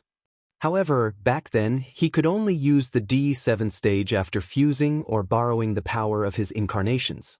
Wang Wei's main body truly entered the 7th stage after his law tree turned silver. The uniqueness of his Saint realm was the fact that he had 9 domains and that his domain exceeded the limit of 269 trillion kilometers. This was after hearing his ancestors preach. Regarding the future of the Di realm after achieving the 10 extremities foundation, Wang Wei did not know what would happen. He had no information regarding this level of foundation as no one probably ever reached this level, at least, not in the eternal ascension world. Once he succeeded, he was still undetermined about what would happen. There was a chance that nothing occurred since the 10th extremity was nothing but a foundation and since nothing in the realms became unique. But there is also the possibility of an unknown transformation after a mortal truly breaks the boundary between mortal and immortal, acquiring the power of a great emperor. I guess we will wait and see. For a moment, he ignored Monk Wuxi's desperate attacks as his gaze pierced through the void, and he saw an even more destructive battle. More than 10 Dao ancestors and an immortal venerable faced each other. The mercenaries are holding up better than expected, thought Wang Wei after noticing that the people the sect hired could keep up with the people working with Zhang Yuqing. Wang Wei had prepared for the unexpected and gave these people some talismans to help them in an emergency. He tasked them with keeping the enemy at bay for as long as needed. However, these mercenaries' display of power was better than he anticipated, given they were loose cultivators. After checking the situation, he focused on the current battle. Monk Wuji had a few more scars on his body, but they were minor compared to the first 2. He closed his eyes as he used palm attacks, directly clashing against Zhang Yuqing's Chaos-grade magic artifact sword. Monk Wuji opened his eyes, which were profound as if he was a man who saw through the veil of existence. Higher consciousness, Monk Wuxi's eyes became clearer as he could now see the world differently. He was not limited by sight, sense, soul, spirit, or mind. He elevated his internal and external senses to a higher essence, allowing him to see things he could previously not see, for example, the unknown, the unmanifest, or the non-existent. He raised his palm in one direction, generating a powerful shockwave that made the void tremble. Although it appeared Monk Wuxi attacked empty air, he and Zhang Yuqing knew he targeted the Wuxi sword. This chapter upload first at Novel Bin. Net if you want to read more chapters, please visit Novel Next. Calm to experience faster update speed, impossible, said Zhang Yuqing, unable to comprehend what had occurred. In their previous battle, the monk was forced to tank all his attacks once he used the Wuxi sword. But now he could detect and possibly evade his attack. Monk Wuxi was not in the habit of giving his opponent the time to think or brief. Although he was benevolent at heart, Buddha also had a wrathful side. Essence Spirit attack, bang. Monk Wuxi's palm landed on Zhang Yuqing's chest, caving it inward. The Taoist priest flew a dozen meters away, coughing blood. Adding to that, he had a massive headache. The palm affected his body, essence, and the injury was transferred to his soul, spirit. Luckily, he used a body refining technique that used the constant revolution of yin and yang to temper the flesh. Nevertheless, his soul was more fragile than his body, making injuries even harder to deal with. Zhang Yuqing used his Di realm to try his best to remove his opponent's effect so he could heal.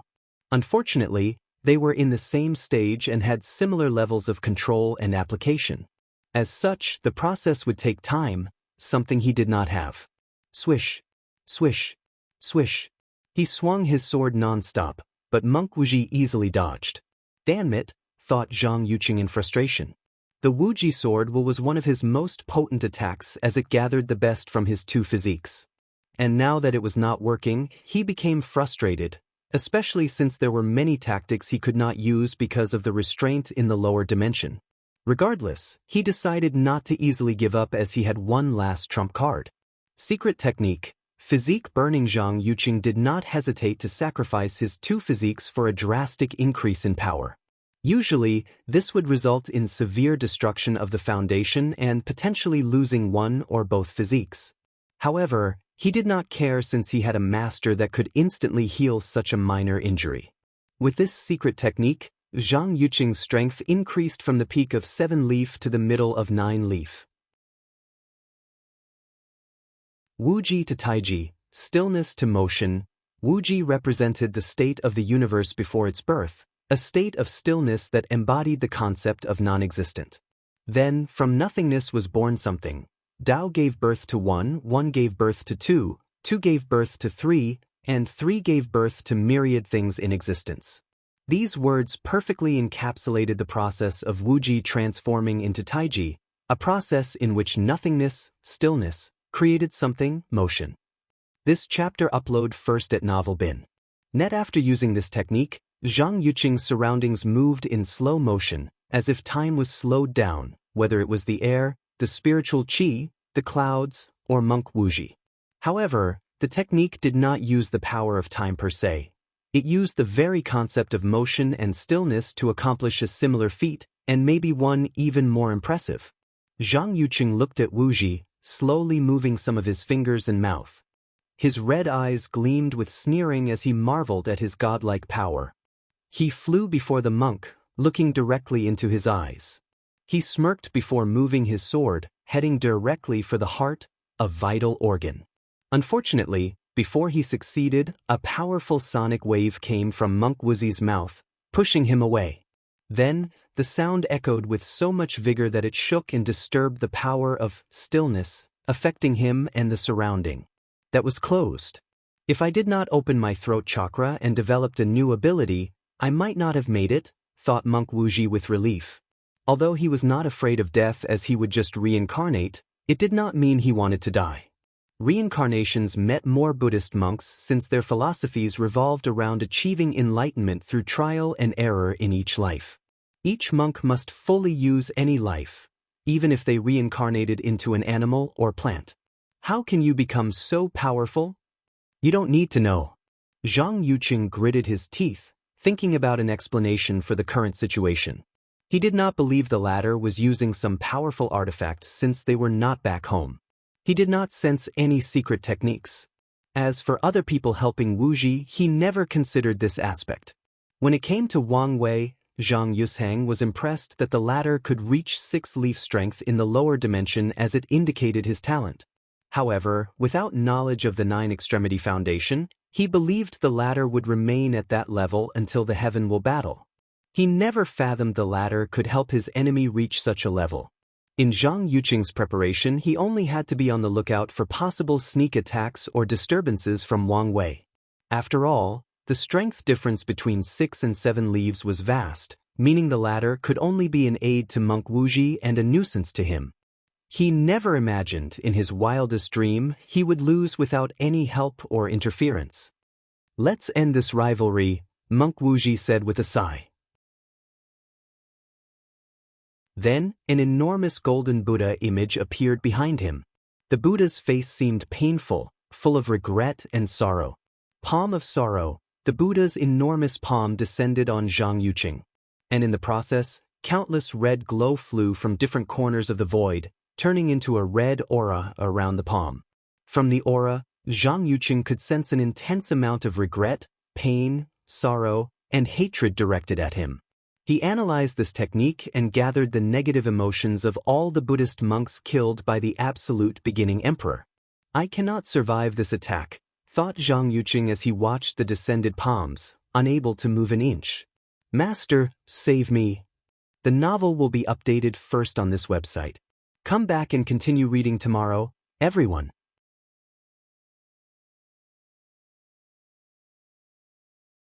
The Two Sons. Without hesitation, confusion, sadness, or even any emotions for that matter, Monk Wuxia dropped that palm. He did not know the final outcome, whether Zhang Yuqing would be saved, as it was common in their early confrontations once he had the advantage. Boom!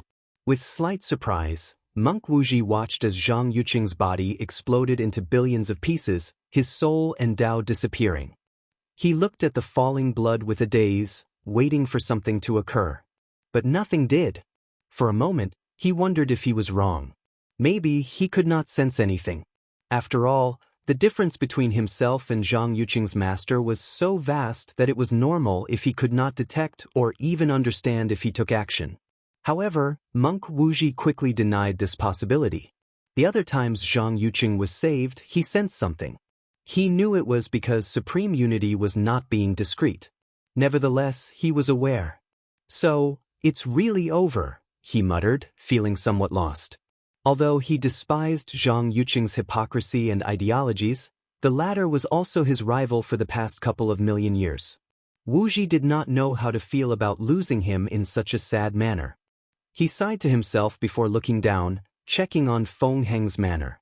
Then he flew to his mansion without saying another word. He wanted to heal his injuries. All the participants watched this battle in shock. However, only Wang Wei and the upper-seated players knew the true struggle behind these two people. And when they saw Zhang Yuqing was not saved, they were momentarily shocked before concluding that this outcome made sense. And that realization brought even more terror to them. But then, they remembered Wang Wei's speech and felt ashamed of their thought. They gritted their teeth, thinking deeply about the future. Eternal Ascension World. 2 suns and 9 moons lorded over all myriad beings in this infinitely large world, and they symbolized absolute power. These stellar bodies should have been only symbols, but one of the suns housed a magnificent palace made entirely out of supreme chaos treasures, primordial and paragon materials. Sitting cross-legged on valuable meditation cushions at the center of the room was an older man with long white hair and a well-trimmed beard. He had a purple robe laced with golden threads, black shoes, and a beautiful jade token hanging on his waist. The interesting thing about this cultivator was all his clothes shone brilliantly with the light of treasures, indicating that each piece was valuable enough for countless paragons to fight over. Supreme Unity opened his eyes, and there was no vast or mighty aura. He resembled an ordinary person. However, his eyes were off-putting to anyone who saw him because they lacked any emotions. It was like he was a piece of machine with only logic. Zhang Yuqing is dead? It doesn't matter. He has already served his purpose. Supreme Unity only accepted him as a disciple because he had two physiques. He wanted to create a special method to divide his existence into two separate but connected parts. The main part would be his previous self, and the second part would remain fused with Heavenly Tao. Upon success, he would no longer be limited or influenced by Heavenly Tao. Supreme Unity wanted to gather information and draw inspiration from individuals with two heavenly physiques. After getting the information he wanted, Zhang Yuqing was useless as a pawn. Heavenly Tao is drawing a lot of strength from all the paragons that have existed since the Eternal Ascension World's creation to reduce my control.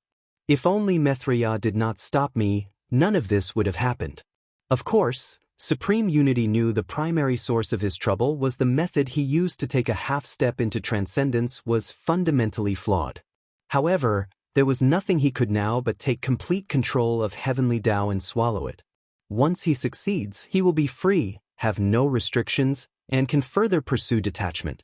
The situation is not looking good for me once Maitreya can receive faith from the lower dimension. She might be free before me. Supreme Unity frowned before closing his eyes to focus on regaining his lost power. Separating his existence was more complex than he imagined, and he also needed to stabilize things first, or his strength would be drastically reduced. As such, his best plan is to succeed before Maitreya or hope the other rulers can eradicate the people in limbo.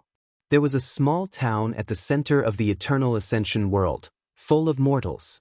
These people lived happy and fulfilled lives, always with a joyous smiles on their faces. Despite knowing the existence of cultivators, no one in this village pursued power or immortality. The villagers were content.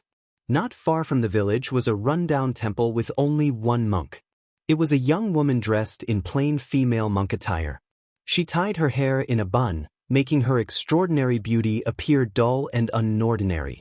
The monk was known for her benevolence, and the villages enjoyed offering prayers to her temple or communicating with her. They always offered her to save money and build a bigger and better temple, but she refused, stating she was comfortable with how it was. Little did these villagers know that this woman, living in such dirt-poor and dilapidated temple, was the supreme leader of Buddhism, one of the two sons, Maitreya Buddha. After sensing Zhang Yuqing, Maitreya opened her eyes from meditation, and the power of infinite time flashed deep in them. Her gaze penetrated space and dimensions to look at her disciple in the lower dimension. So, he finally discarded the useless pawn, she commented before shaking her head in disappointment. You're really gone, Supreme Unity. The Supreme Unity she knew was an ambitious and power-hungry cultivator, but he still had some bottom line.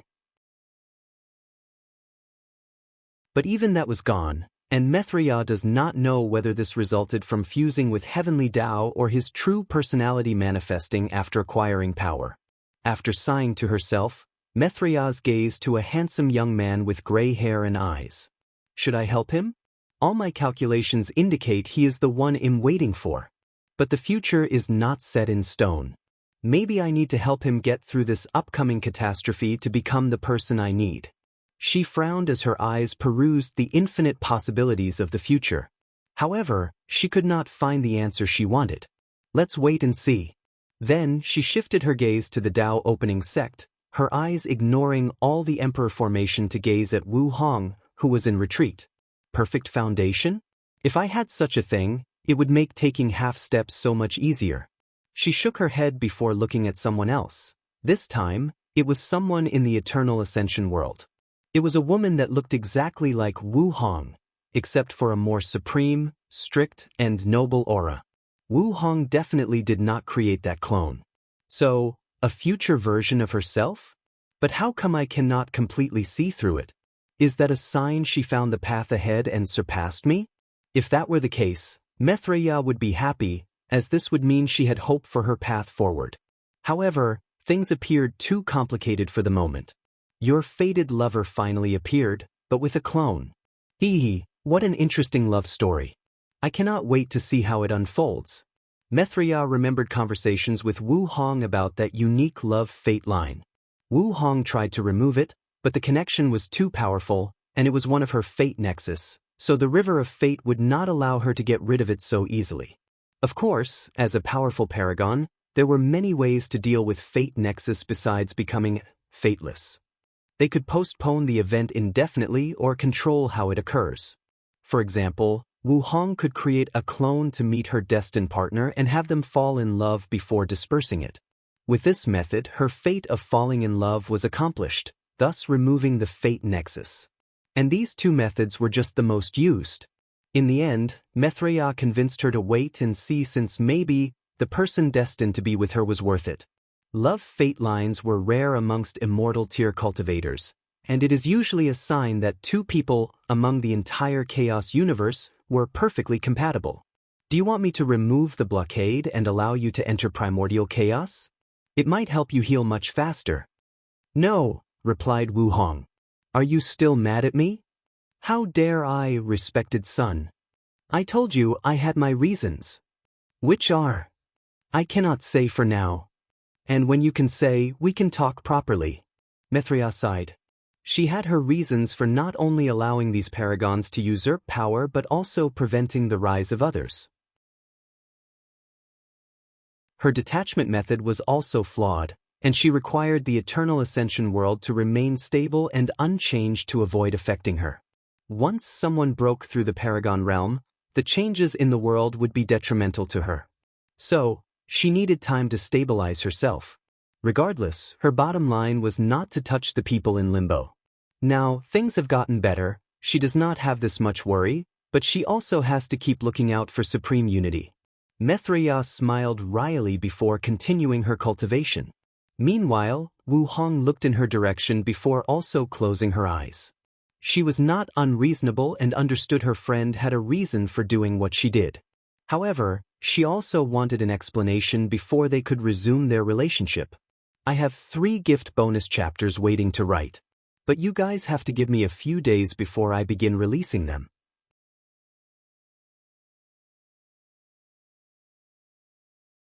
The 7 Moons. So, that's what happened? Said Su Junyao, her beautiful voice coming from the other side of the formation. She was not surprised by Zhang Yuqing's fate, as many people predicted this possible outcome. Master, I'm sorry. You don't have to blame yourself. Return home immediately, and I'll deal with the rulers. What about the inheritance? Forget about it for now. Maybe I can take it from the final winner. If you give me a second chance, I'm willing to try harder. You don't have much time. The isolation of the lower dimension is almost done. What does that mean? It means the rulers will be cut off from interfering. To be precise, no one can interfere. Well, maybe not everyone. Su Junyao was not sure where the 2 sons could intervene. On top of everything else, some changes have begun here. It is unclear whether it is positive or negative, but we must deal with it. I see, muttered Xiao Tiandi. Su Junyao ended the communication while pondering that this event might be a suitable catalyst for change. She did not want her disciple to remain in such a depressed state. Hopefully, this Wang Wei's words have positively influenced him. Meanwhile, Xiao Tiandi hesitated for a moment before taking out a token. He looked in the direction of Wang Wei's mansion, his eyes full of confusion. With a sigh, he activated it and disappeared from the lower dimension. And 2 people did the same as him. Eternal Ascension World. Ao Jing observed his son, Ao Tianyi. He could see how much of terrible shape he was. I thought that brat said he would not go too far, he thought before shaking his head.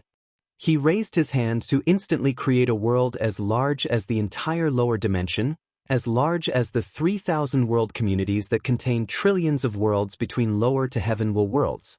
Ao Jing created the individuals, the history, culture, different races, and power levels. He made everything needed for a complete world to function.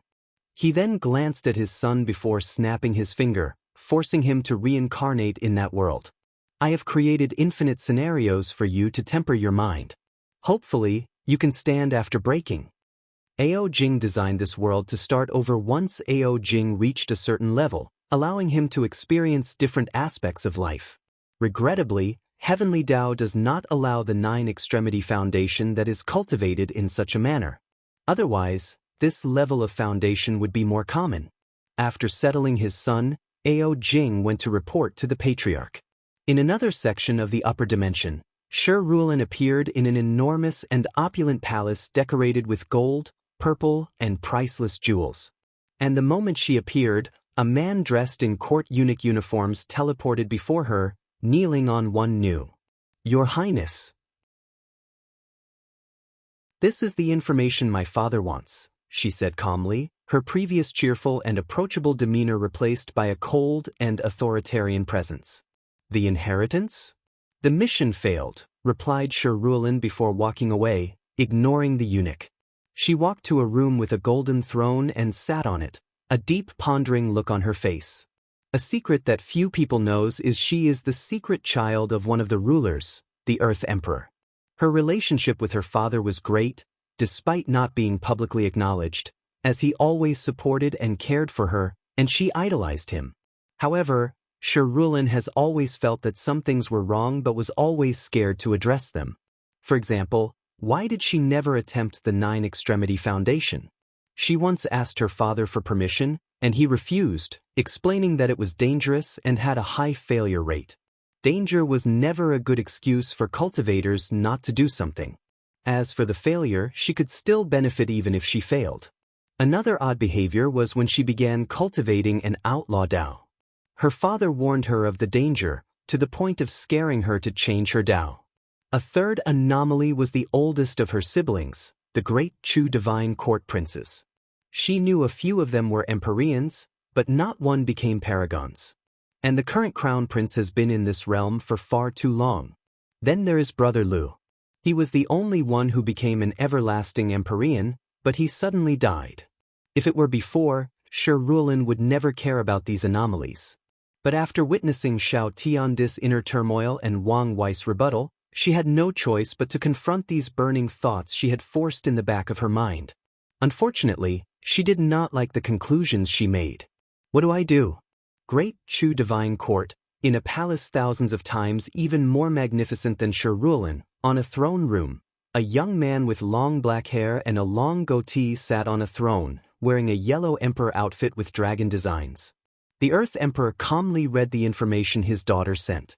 Without much change in his expression, he put away the talisman, entering a pondering state.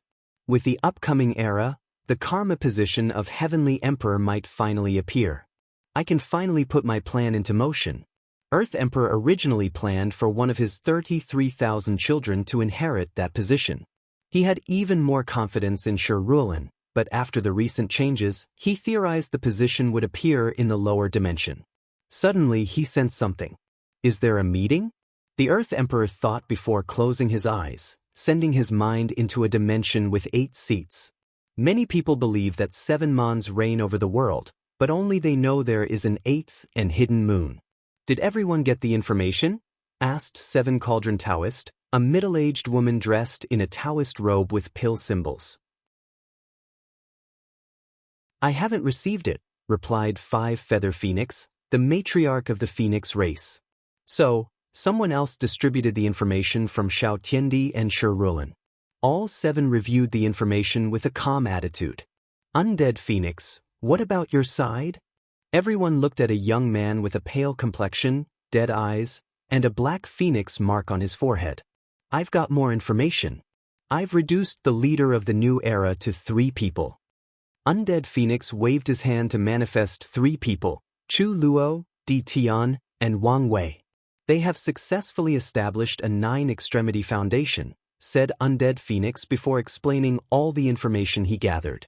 If Wang Wei were here, he would be shocked as many things he thought he hid well were revealed in this meeting. He severely underestimated the capability of a paragon. Chu Luo can be eliminated since he is not from the Myriad Emperor world. Di Tian is the second to be eliminated since his main goal seemed to revive his loved one. The most likely creator of the new era is this Wang Wei. He is intelligent and cunning. And similar to Qiyuan, he is an innovator and a visionary, a person who advocates for the advancement of civilization.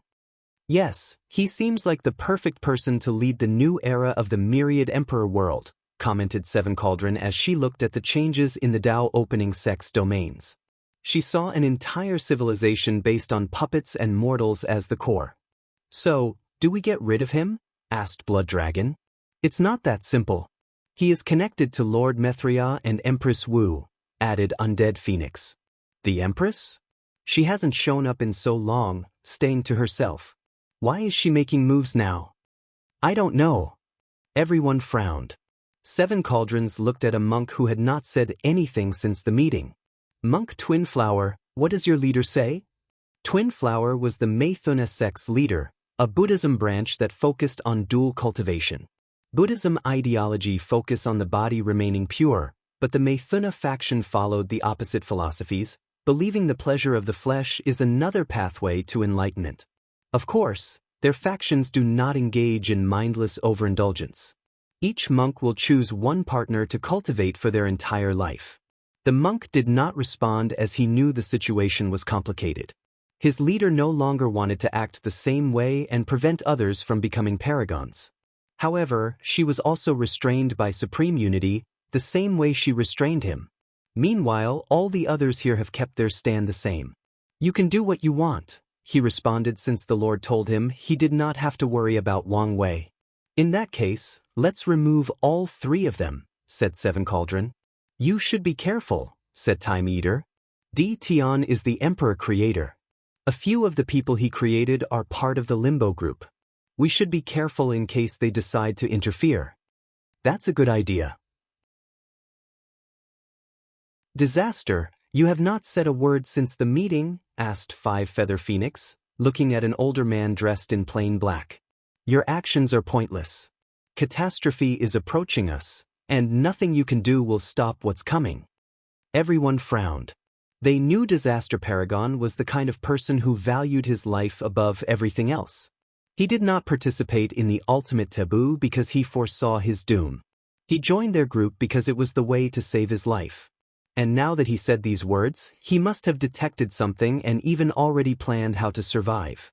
And given he was the hidden moon and was unknown to the world, it might be easier to do. Don't mind him. Although these people have great destinies, it does not change the fact they are weak.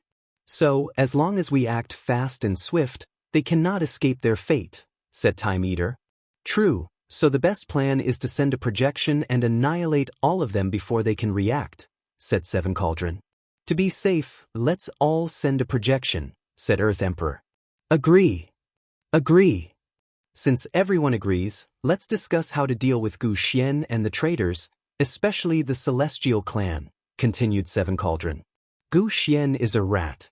With his Tao and the Lawless Zone, searching for him is simply not feasible and not worth the effort, commented Undead Phoenix. He is not that important, anyways, added 5 Feather Phoenix. And the same can be said about the Celestial Clan. With the recent changes, the Source Chi space has become even more dangerous, even for us. So, is it worth it to chase after them? It is, said Time Eater. You know their background. If we don't nip them in the bud, it's only a matter of time before they give birth to a Paragon or Tier 12 insurgent. But how do we search for them? We send people to look. And each of us will alternate personally looking for them, said Time Eaters. That could work. It'll take the first shift, said 7 Cauldron. Then, the group conversed a little more, discussing how they would execute all their plans. Bang! Suddenly, they all sensed something and frowned. They closed their eyes, and their mind immediately left the eternal ascension world, traveling the infinite distance that is primordial chaos. A few minutes later, all 7 opened their eyes with a serious look unlike anything they had ever been, all because of the news they had received. The All-Seeing Temple, a place in primordial chaos known for predicting events that would affect the entire chaos universe. They even predicted the appearance of the ultimate taboo. The Paragons just received news the temple had just received a divination that would once again affect the entire universe. Although the prophecy would take some time to process fully, everyone knew a storm was coming.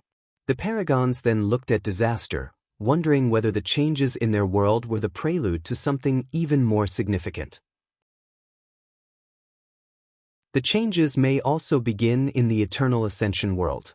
The Paragons suddenly thought of something, and they instinctively wanted to eliminate the 3 anomalies immediately. Boom! The world shook a little, and their faces changed. The lower dimension was blocked entirely, preventing them from accessing it. Primordial chaos, prehistoric chaos world. Hongjun opened his eyes from meditation. He looked in the direction of the all-seeing temple. So, the news finally got out.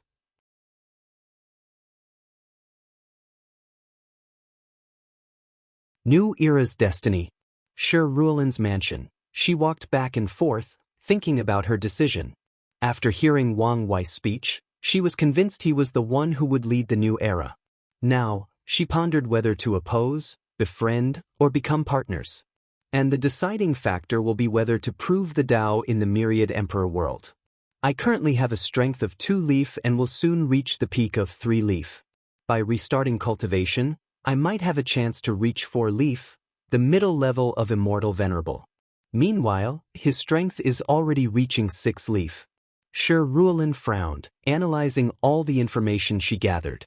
He is currently only tier 8, meaning he has plenty of opportunity to reach 7 leaf.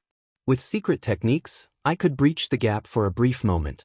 However, there is also the possibility he also had some secret techniques. Ruolin remembered the battle against Xiao Tiendi. She also noticed how he outclassed Xiao Tiendi in battle awareness and experience. Furthermore, Wang Wei obviously did not use his full strength since he never used his domain. The chances of me defeating him and proving the Tao are extremely low. The rulers might send other heaven chosens to infiltrate the myriad opening sect, making the situation more complex. So, the best course of action is to go to another heavenly world. The celestial clan does not need to be the ruler of the new era. I doubt there can be one absolute era after how people reacted to the 2 suns and 7 moons. The clan only needs to be one of the main people at the top. Ruolin's experience in the lower dimension opened her eyes to many things she had never thought of. And now, after making a decision, she felt a heavy weight lifted from her shoulder, and her mind became at peace. Without wasting time, she hopped on an innate treasure to travel to another world community. She knew she needed strength to sit at the same table as Wang Wei and negotiate her value. She also required strength to survive the upcoming storm. Wang Wei's mansion. He did not know about Ruolin's decision or secret departure. He still marveled at what had occurred and why supreme unity did not save his disciple. After thinking about it, he came up with many reasons why. Wang Wei then suddenly felt something, making him frown. He calculated something before receiving a message he needed to return home. After pondering for a moment, he entered the formation to do so. And as soon as he appeared, an enormous dark purple dragon appeared above the sky, surrounding the entire world. No matter whether it was mortal, demons, or cultivators, no matter what continent it was, everyone saw the mighty dragon.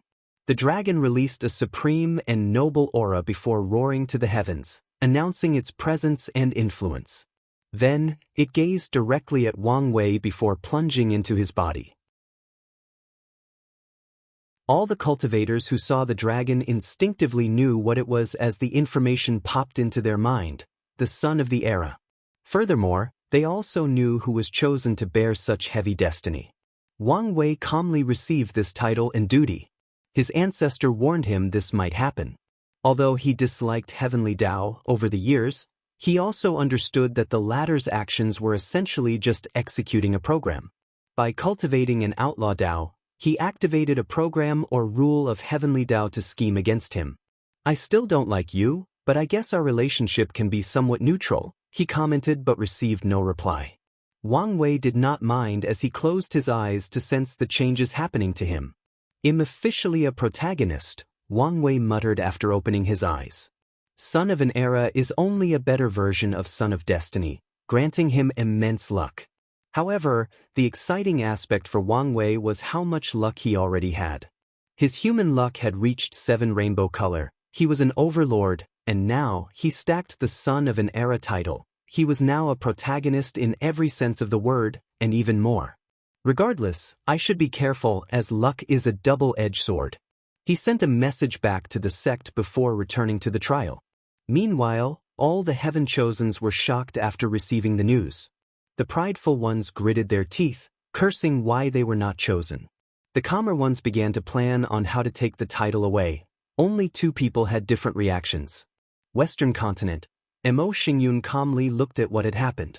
So, my prediction came true. He was chosen to lead this era. However, I did not expect it did not give anyone else a chance. She squinted her eyes, thinking about her next step of action. She had to plan ahead to survive and strive in the upcoming era. The other person with a similar reaction to Mo Xingyun was Di Tian. He looked at the changes in the sky, not caring in the slightest. He had a hint that this would happen, especially after Wang Wei passed the outlaw trial. However, according to his theory, the new era's destiny should have been divided into smaller sizes, with Wang Wei being granted the most. He did not expect Heavenly Dao to be so bold and give everything to him. This choice meant it was 1,000 times more difficult to take this destiny from Wang Wei. Regardless, he did not care much. With his will, soul, power, and experience, the son of an era's destiny could not affect his mind. This ability did not work when he fought Empress Wu, and it will not work now. Di Tian only cared about achieving 10th extremity and proving the Dao in this generation. Regarding the arrival of the new era, it has to wait for the next generation. Southern Vermilion Bird Continent, Heavenly Flame Domain. This particular domain is famous throughout the entire Myriad Emperor world because it is the place that gave birth to the most heavenly fire. There is a legend that the Flame Emperor spent most of his youth in this place, searching and hunting for heavenly fires to create his famous Chaos Flame. Many alchemists will venture into this place to search for heavenly flames or pay people to search for them. A few supreme sects allied and created a business helping people search for these flames. Emperor lineages did not compete with them because of how dangerous the place was and because it was less cost-efficient to pay them to do the dirty work. Deep in the domains, in a separate small world, there was a pool made of a dark and eerie blue flame. Bathing at the center of that flame was a handsome young man with an 8-pack for abs, a black flame mark in the middle of his brow, and a creepy vibe that was somewhat very attractive. The young man opened his eyes, and they were all black, with no pupil or iris. He slowly walked out of the pool as a dark red robe appeared on his body. His vision then penetrated the small world as he looked at the dragon. It appeared not long after losing contact with the master. This is not a coincidence. The young man frowned. Things will become difficult without help, but the mission must continue. The young man took a few steps before stopping. He then looked at a brown spot on his arm. I need a new body and one with a high flame talent. Should I go after that Hua clan's heir? Her phoenix bloodline is perfect. As a member of the soul race, changing bodies, no matter the gender, was expected. And he could possess anyone he could overwhelm. However, because of the technique he practiced, he needed special flame attribute bodies. Forget it. The situation has just changed, so it would be best to lay low for a while. Plus, the corpse-selling sect has already promised me a new body. With them having branched in different world communities, it should be easier to find me a new body. The young man left his cultivation retreat place to head to the corpse-selling sect. Meanwhile, many shadows suddenly appeared after Wang Wei became a son of an era, clouding the entire world into this sudden eerie atmosphere. And the situation became even tenser when the Heaven Mystery Pavilion released the divination that some anomalies had occurred in this generation's Heaven Will battle. This news forced some sects who did not want to participate in this generation's battle to act. They awakened some of their sleeping Heaven Chosens from past eras since they needed powerful leadership to deal with the upcoming storm. Meanwhile, after returning to the trial, Wang Wei planned to exit his mansion to go somewhere. Then, he suddenly stopped as he thought of something. Is it a coincidence that I suddenly became a son of Era? His intuition told him it was not. So, he divined any recent changes to the world. He did not hesitate to power his incarnation's strength to ensure success. So, the lower dimension has been completely cut off. This sudden decision of Heavenly Dao was a calculated move with a purpose. Wang Wei thought about many possibilities, but he had no concrete proof for any of them, and he could not divine or calculate any other information. So, he gave up, labeling this information as important in his mind.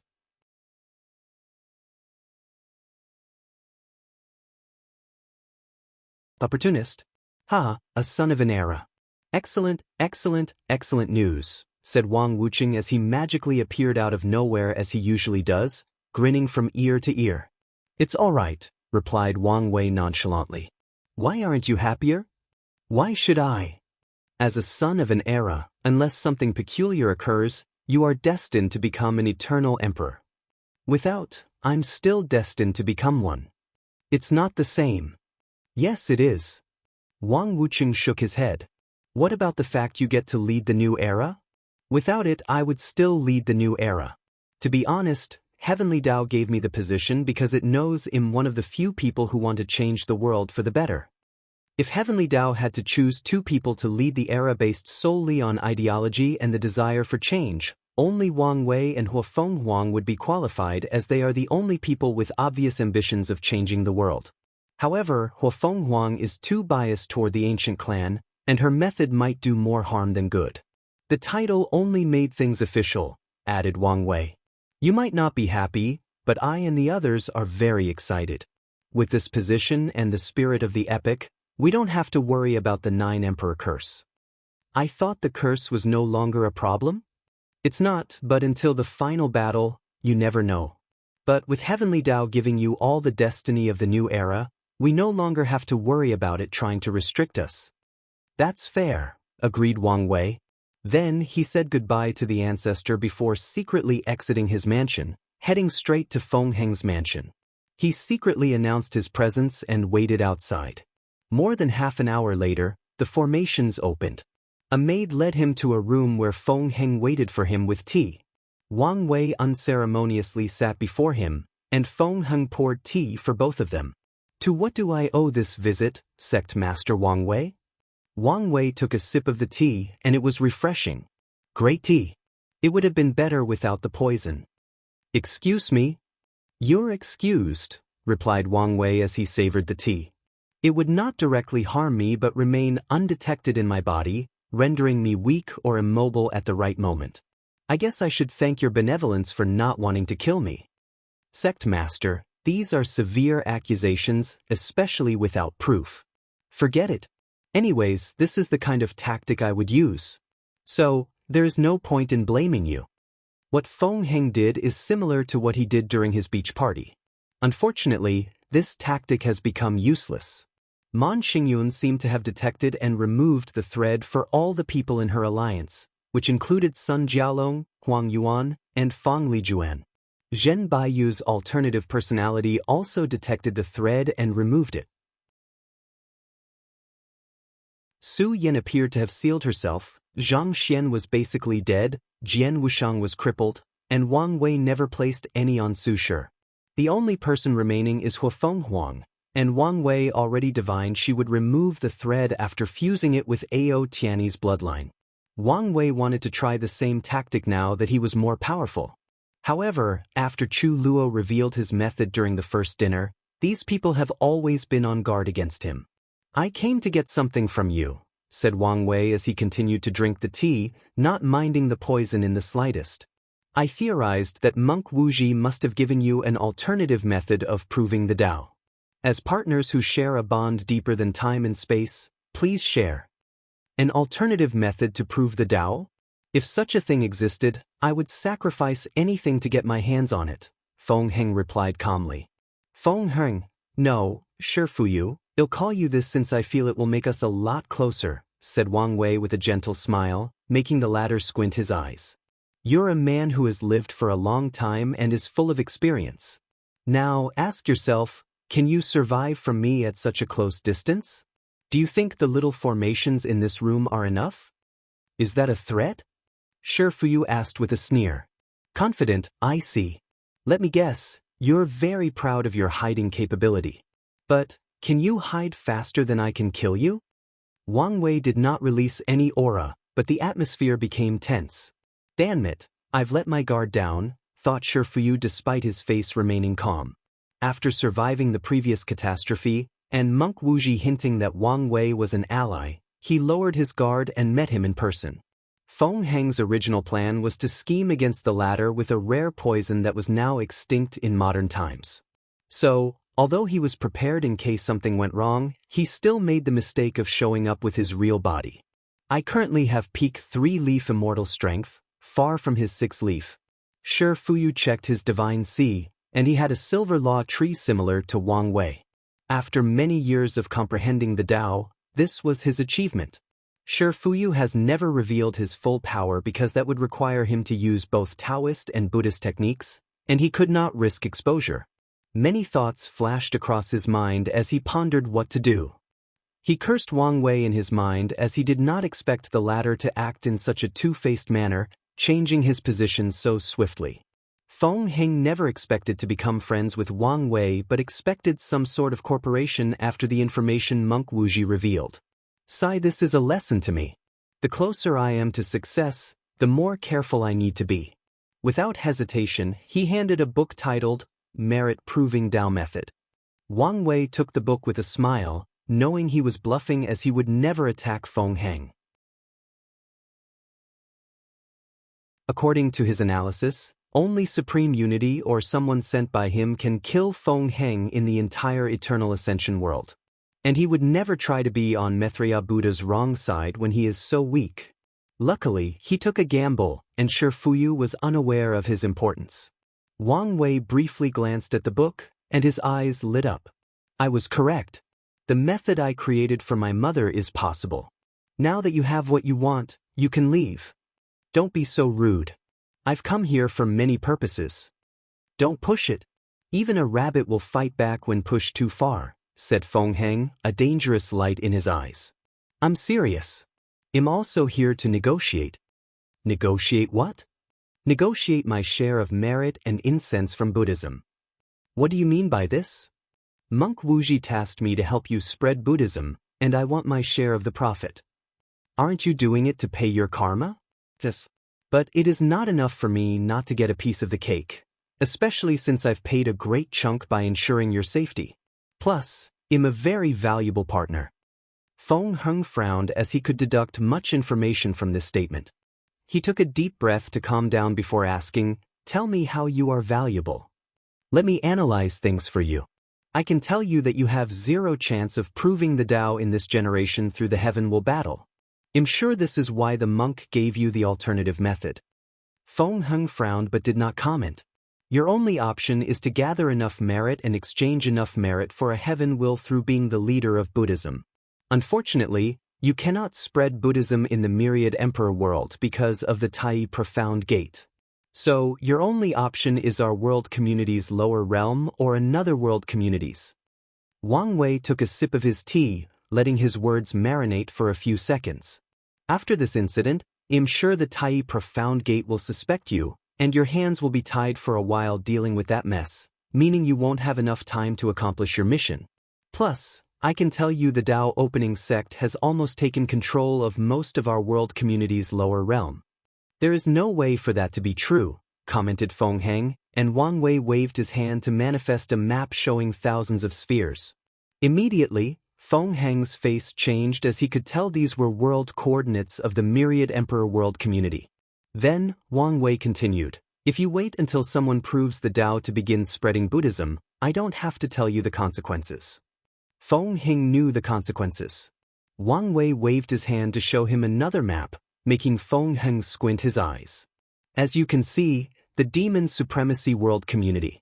They are currently in a war between humans and demons. With Buddhist monks having a natural restraint to demons, this is the perfect place to begin preaching and spreading. And since I have access to these worlds' coordinates, I want a share of the profit.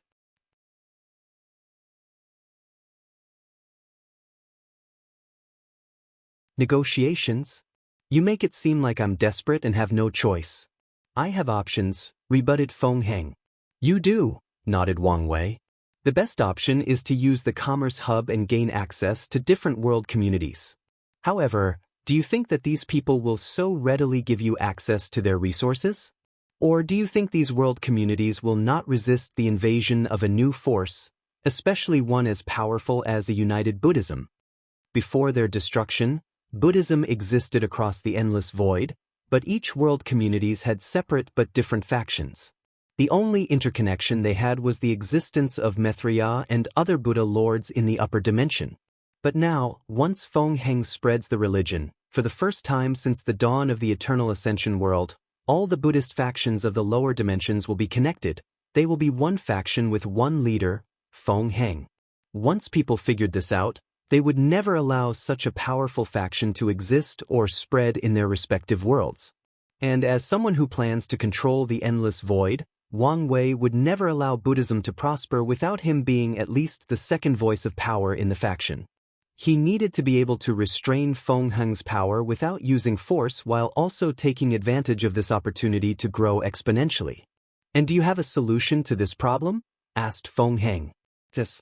I can sneak into these worlds without being detected. Feng Heng pondered for a moment, analyzing the information. With the Dao opening sect being such an old faction, he would not be surprised if they had pawns scat in some other world communities. In that case, I can give you 20% of the merit and incense. I want 90%. Feng Heng calmly sneered. You seem to have overvalued yourself. The absolute beginning magic still exists, so any form of Buddhism cannot be spread except for my Tao Buddhism. And even then, some special care is needed to remain undetected. Isn't this why you're asking me to share the profit instead of going over my head? That may be true, replied Wang Wei, still drinking the tea. But I can create a way to break the absolute beginning magic. You're not that important. I'm sure you can. But no matter how amazing you are, it's impossible to do so before proving the Tao. Shi Fuyu spent many years planning and only succeeded due to being at the correct place and time and because of the secret help of Maitreya. And don't forget you would also need to completely convert to Buddhism before you could succeed. So, are you willing? Wang Wei did not answer as he knew the monk was correct. The position of the lower dimension Buddhist leader seemed unique to Maitreya, and it is not something an outsider like himself could hold without properly converting. Be that as it may, I have access to way more world communities than you. I will be doing most of the work and taking on the greatest danger. And while I do all this, you will be stuck in a quagmire of political nonsense. I think it's fair. You also have a point. I raise my offer to 40%, that's the highest I can go. 80% and am not going any lower. The two haggled back and forth, negotiating the correct percentage. However, Wang Wei did not budge on his bottom line of 80%, and Feng Heng could only offer 50% as his highest price. Never mind, said Wang Wei, tired of this back and forth. I'll change tactic. I'll make it my mission that you can't spread Buddhism before the heaven will battle. And after I take the throne, it will be easier to control you and get what I want. By then, you will be lucky if you get 1 to 2% of the profit. Feng Heng's face changed, and his body released a wrathful aura. However, before he could do something stupid, he received a communication talisman and one that seemed crucial. He used his divine sense to check and instantly lost more of his self-control. He finally received the news that Heavenly Tao granted the Era Sun title to Wang Wei. It gave everything to him, not given anyone else a chance. A part of Feng Heng's plan revolved around the destiny of the upcoming new era. He planned to gather as much as possible so that Buddhism would lead the new era, or at the very least, they would be the ones who started it. And now, the only way to achieve his goal was to kill this monster. If Heavenly Tao had divided the new era's destiny into parts, people could acquire more if they had defeated or schemed against the others. But now, their only chance was to kill this monster. However, as someone with such high destiny, can anyone kill him? No, his pure luck was enough to ensure his survival, not to mention his strength. After learning this news, Feng Heng's thought process changed as he now had many other things to consider. Having a son of an era spread Buddhism was the perfect method to reduce the absolute beginning magic's counter. Feng Heng closed his eyes, reminiscing about that infamous day countless millennia ago when he helplessly watched the absolute beginning emperor massacre his fellow brothers and sisters. I've lost my way. My objective was to bring Buddhism back to the world. However, I've lost my original intention at the sight of worldly desires and benefits. My mind became impure, driven by greed and selfishness. So what if I do not have most of the profit? All that matters is the revival of Buddhism. Amitabha, muttered Feng Heng as his aura changed, becoming more peaceful and in tune with nature. With this enlightenment, his state of mind sublimated, making his future path of Tao Buddhism smoother. Sect Master Wang Wei, I agree with your proposition. You can have 80% of the merit and incense, as long as you spread Buddhism as far and wide as possible. This is the second monk who became enlightened because of my words or actions. Do I secretly have the power of the Bodhi tree? Thought Wang Wei, secretly speechless. I'm glad you've come around. Let's discuss the finer prints and sign a binding contract. The two then negotiated on the specifics before signing a grand Dao contract. Finally, Feng Heng gave Wang Wei a space ring with thousands of seeds. What are those? The luck-condensing treasure of Tao Buddhism is the Buddha world, and these seeds can grow unique small worlds that can block the power of the absolute beginning magic. This is the only way to spread Buddhism without any problems. I see. Could you give me the method to condense these seeds since they might not be enough? I'm sorry, but only the main treasure can condense them. If you want, you'll have to ask me. Wang Wei frowned as he realized this would require him to depend much more on Feng Heng for this mission. However, after pondering for a moment, he realized it did not matter since the latter might have a way of knowing which world he spread the seeds.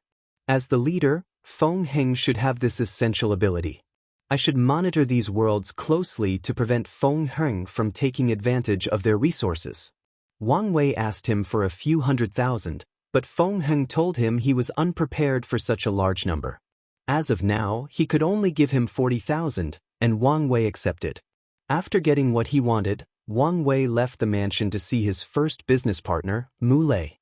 He talked briefly with him before visiting Xianxia, the divine race and co-inventor of the soul path. He even visited the barbarian siblings, who appeared to have secretly converted to Buddhism. From his observation, Wang Wei knew a few Feng Heng secretly convinced a few individuals in this trial to convert. He guessed the latter planned to use these people as missionaries.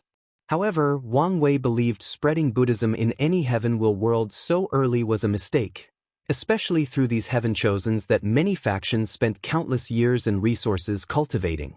After returning to his mansion, Wang Wei immediately entered a semi-cultivation retreat. He closed his eyes for a few seconds before opening them. It's still not working, he muttered. He tried to access the Eternal Ascension world through his soul network ability by secretly accessing the soul imprint of Ao Tianyi and Xiao Tiendi. Wang Wei shook his head as he decided to try again after he proved the Tao. Then he used the soul imprints he had just acquired from Mu Lei, Xianxia, and the barbarian siblings. He had no problem accessing the others' worlds but ran into trouble regarding Xianxia. The world he saw was entirely blocked, and he could not enter no matter what he tried. Forget it. Let's try the others.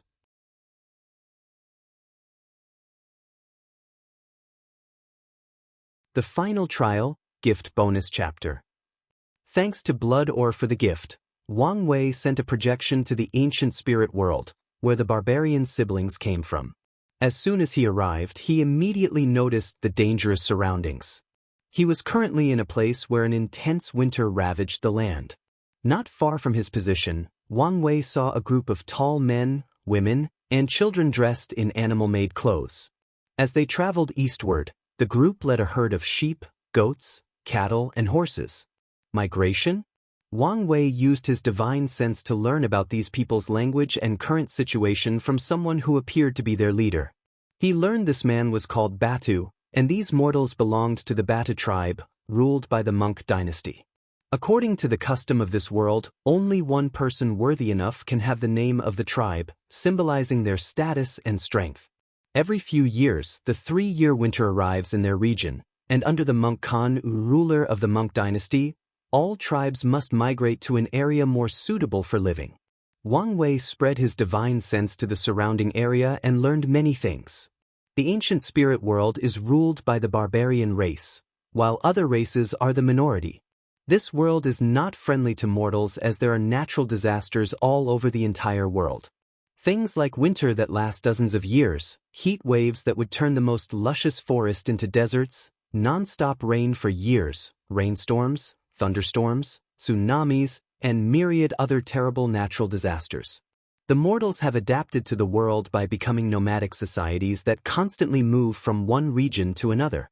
Meanwhile, cultivators will live in these severe regions and use the environment to temper their bodies. As such, body refining is very prominent in this world. Additionally, teleportation across regions is very difficult and reserved for powerful sects because of the abnormal weather. Space resources or abilities are precious in this world since most cultivators cannot teleport in the ancient spirit world until they become supreme. The situation subsequently results in animals and the demon race becoming the main form of transportation. In this world, having a good horse or demon ride is something to brag about. Wang Wei's projection teleported far away, trying to gather more information about this world. The most powerful emperor lineages of this world had 12 great emperors, while the second had 11, and it was the one the siblings originated. So, the 12 emperor curse exists, thought Wang Wei as he analyzed the information. Based on the history, he could detect that this world once had a 9-emperor curse after the Setsun tribe cultivated their 9th emperor. Then, out of nowhere, the Kutulan tribe began to rise, producing their 9th emperor soon afterward. The Setsun tribe then cultivated their 10th emperor, and a few other tribes also cultivated their 9th emperor. The situation repeated itself after the Setsun tribe cultivated its 12th emperor. With the existence of the siblings, Wang Wei can predict that the Kutulan tribe will catch up in this generation, maintaining the balance that Heavenly Tao desires. As for eternal emperors, the ancient Spirit world had 4s, one from the Setsun and Kutulan tribe, the other from the most powerful human faction with 6 great emperors, and the last one was a loose cultivator. After getting the general situation of this world, Wang Wei checked the ancient spirit realm, a dimension where countless spirits resided. The spirits' level varied from ordinary animals to innate demons and fallen emperors who have become spirits. As soon as he entered this realm, Wang Wei's projection frowned. He sensed a gaze that even brought tremendous pressure on him. I was detected. And to give me such a level of pressure, it must have the power of a great emperor. After pondering for a moment, he did not go snooping and left. He headed straight for the nearest Great Thousand World in that community to check things out. He discovered the custom and environment were similar to the ancient spirit world. The creatures in this place could also access the ancient spirit realm. Could the ancient spirit realm be the reason for the uncontrollable natural disaster? Thought Wang Wei for a moment before focusing on something else. This world community is perfect for preaching Buddhism. Although the resources are abundant, the disparity between mortals and cultivators is two extremes. Cultivators use the environment to their benefit, while mortals have to constantly migrate, losing countless lives in the process. If there were a faction willing to help and support them, the amount of incense gathered would be astronomical. However, Wang Wei was worried about the ancient spirit realm as he felt something was wrong with that place. It could become a stumbling block in his plan. Let's try, but do it slowly. After making a decision, Wang Wei sent a projection to the Star Beast world. After spreading his divine sense, a slight surprise appeared on his face as he appeared outside of the atmosphere. The planet? He looked in the distance and he saw many more planets. He teleported over there. There were many races, including humans, demons, spirit races, barbarians, and many more. He saw planets the size of Earth, some as big as stars, and he even saw many bigger than thousands of galaxies. However, most of those appeared to be artificially created. In one particular planet that was extremely vast, Wang Wei could tell it was the body of a cultivator. A cosmic-based world. The advantage should be its vastness, while the disadvantage is the isolation of different planets, star systems, and galaxies. However, the isolation is perfect for Buddhism to secretly establish a base. He went on to check some of the worlds in the lower realm, and their composition was similar, except way smaller. After getting the information he wanted, Wang Wei finally checked on his chat group. Mad King, the assassin, the doctor, the scholar, the butcher, and wannabe god had all become tier 6. Over the years, the group contacted each other less in a blatant attempt to reduce the effect the group or Lord of Karma had on them. However, they realized how useless this method was when the Mad King suddenly attacked wannabe gods' worlds, wreaking havoc in a sneak attack. Then, the group became weary of each other, planning to protect themselves or attack others. Wang Wei did not spend much time with them but released a mission for these people to help spread Buddhism in their factions. And the reward was very generous and enticing. Afterward, he began to create other subgroups of the chat group based on the Heaven Will community. Wang Wei currently had access to a few communities to recruit people in large numbers. He divided the recruit into 2 groups. The first one was sovereign or rulers, people who controlled a large population. Wang Wei chose people who had rights to the throne but did not have power for myriad reasons, mostly political or military.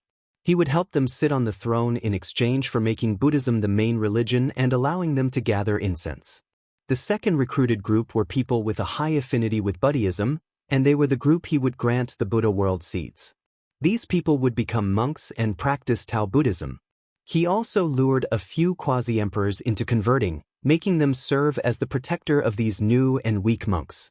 All these things took him 3 days to accomplish. On the first day, he received a notification from Lord Spirit that the final trial would occur in a week despite the upper-seeded players leaving. Wang Wei exhaled deeply after accomplishing his task. The seed has been planted. Now, all I have to wait for is the towering tree. He did not just spread Buddhism in these world communities. He also left his Fate Shadow Guards along with some other secret factions. And as long as he acquires more coordinates, his tentacles will continue to spread throughout the endless void. Of course, Wang Wei did not intervene in the Heaven Will worlds. He did not infiltrate or leave any factions. It was too risky. Since he had time, Wang Wei returned home to cultivate his acupoints into the Turtle Defense Array. The idea of the Turtle Acupoints Defense Array is to condense a talisman that contains the power of the Sex Array. Wang Wei has to keep the talisman inside his Divine Sea. He can set up the array with his acupoints, and the talisman would be the primary power source. The Sex formation could be moved, and Wang Wei could keep it inside his Divine Sea. But that would leave it vulnerable, so he had to use this alternative method. The downside of both ways was the fleshly body had to be of a certain level to bear an emperor-level talisman or array, and not all its power could be mobilized. In just 4 days, Wang Wei barely started learning this array. Regardless, he had to leave to return to the trial. Once everybody had arrived and taken their position, Lord Spirit spoke. The main theme of this final trial is longevity.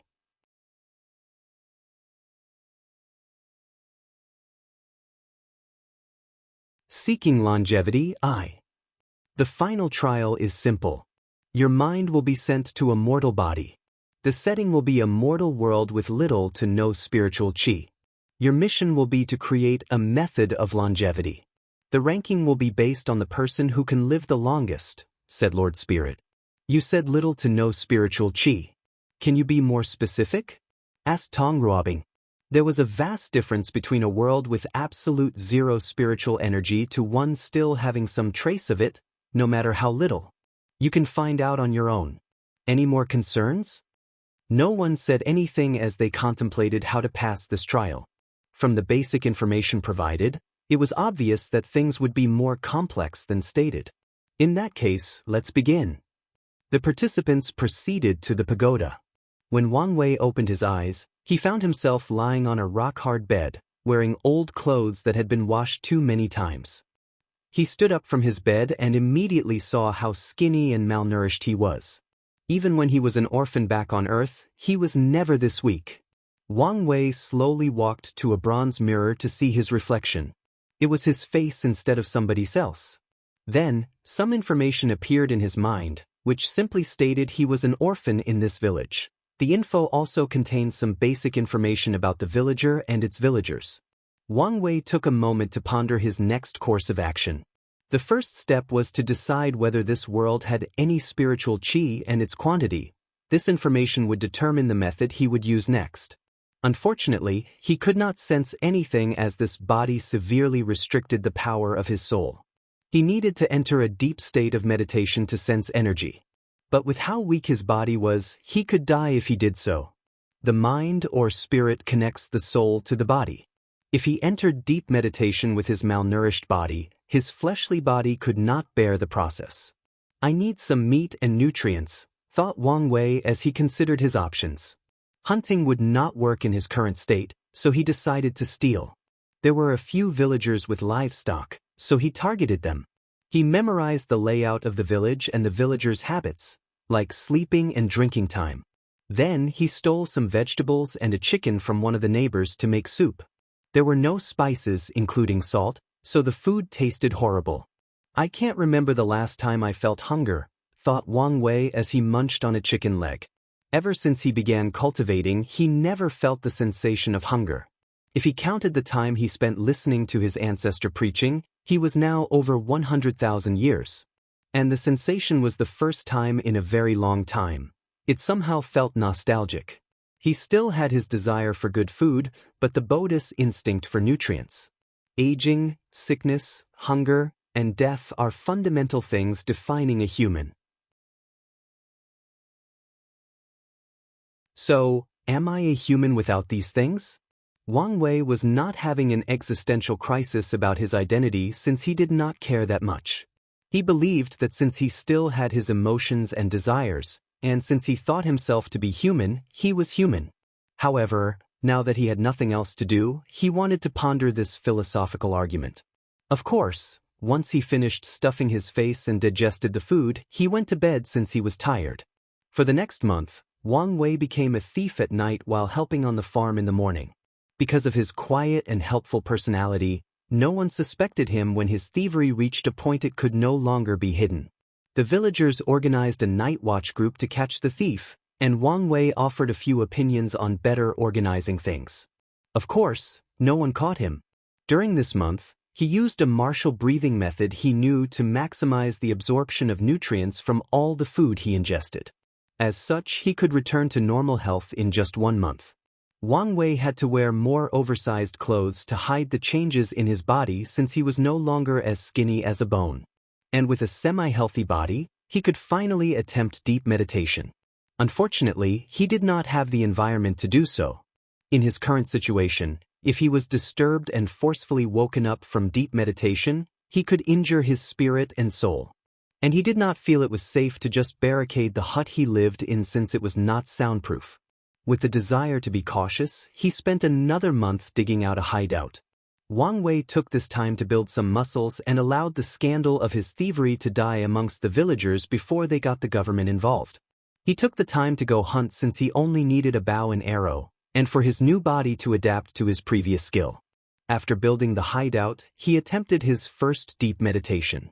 Usually, Wang Wei could see the spiritual qi between heaven and earth with his eyes. And even if that was possible, it should only require a few minutes of meditation to sense it, or an hour at best. Unfortunately, he spent more than 4 hours before detecting something. That's how rare spiritual qi was in this world. With how weak spiritual qi is, if I nourish my body with it, I can only live up to 80 years. The energy of this world was so thin that no energy system Wang Wei knew could be used to begin the path of cultivation.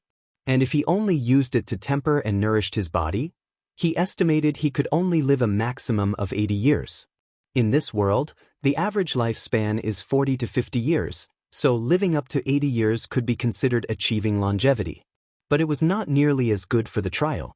I'm sure there might be some herbs deep in the mountain that absorbed a large quantity of spiritual qi.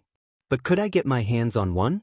For the next week, he searched the nearby mountain while hunting. Unfortunately, he never saw any spiritual herb. He also never encountered any animals with spirituality, which would also be a good supplement. Wang Wei then concluded that his luck in this world was average and subpar. I must create a cultivation system perfectly suited to this low-level world. Wang Wei had another option to build a science and technology civilization. Then, use genetic engineering to achieve longevity. But he knew the consequences and decided otherwise. Inside his hideout, he pondered deeply about his next step. Essence, Qi, and Spirit. These three treasures are the essence of cultivation and the three fundamental paths to achieving longevity. If I follow the correlation between them, I could live a long life in this poor environment. An idea of the way forward began in his mind. Let's begin with essence. Wang Wei began to train his body in martial arts. He used his abundant knowledge to create the perfect exercise for his body. Training requires energy to support the Bodhi's evolution. And since he could not rely on spiritual qi, he found another alternative, blood energy. Animals' flesh and bones contain a large amount of blood energy based on their sizes. And through consuming them, Wang Wei acquired the energy his body needed to become stronger. Every day, he would hunt in the forest with traps and his bow and arrow. He consumed the prey's flesh and trained in his martial art. In just 6 months, Wang Wei's body has the strength of 3 cows. He could smash a large boulder with one punch and fight a tiger with his bare hands. Unfortunately, he encountered another problem. He needed to consume the equivalent of 10 cows every day to maintain his training. Although blood energy was a form of energy, it was also the lowest kind with many impurities, making absorbing it extremely inefficient, even with martial techniques to optimize the process. And there was also the issue of impurities. Wang Wei had to spend at least 5 hours a day on the toilet, removing these impurities from his body. And since he was not a cultivator and expunged impurities through his skin, he had no choice but to use the toilet. With the time I spent hunting, eating, training, and shitting, I will never finish the essence refining technique. It did not take him long to realize the solution to his problem, money.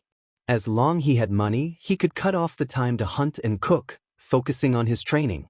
Furthermore, with money, he could also buy rare resources like 100-year-old ginseng that are great for nourishing the body. It's like the ancients said, only the rich can practice martial arts. After coming to this conclusion, Wang Wei decided to leave the village to the nearest city to make some wealth.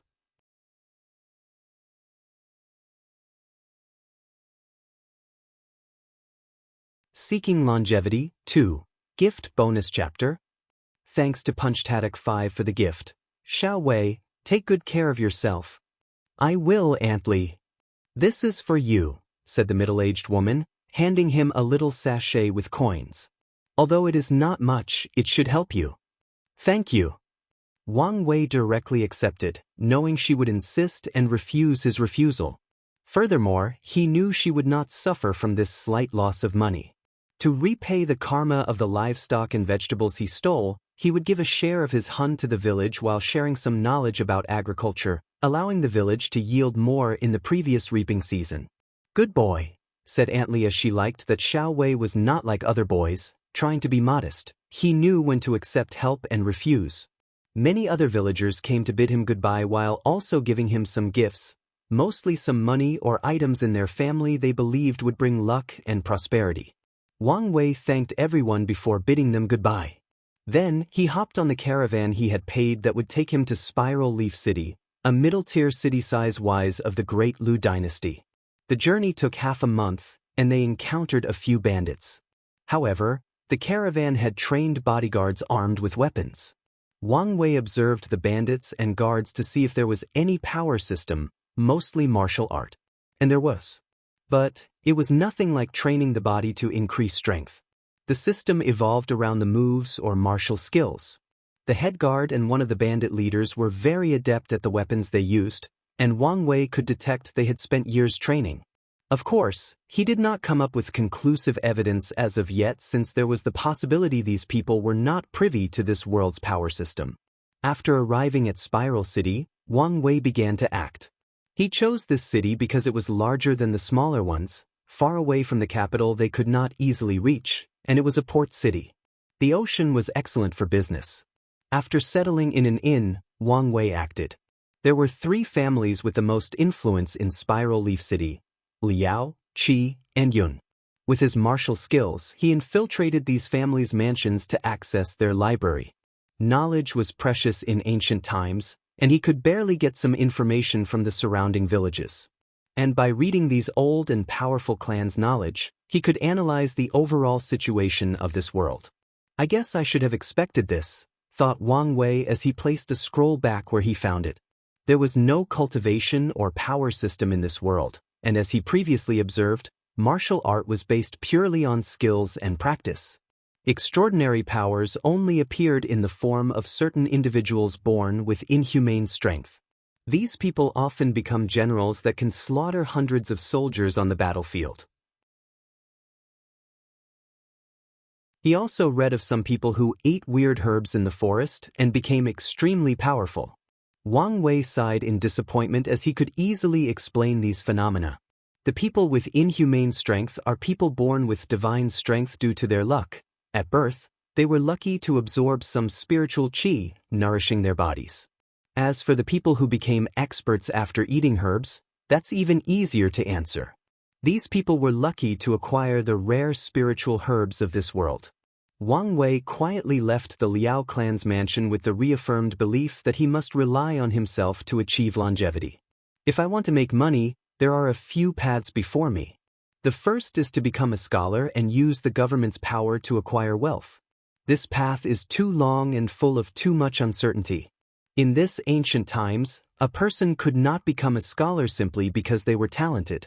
Scholars, especially ones from low backgrounds, needed to attend schools built by noble clans.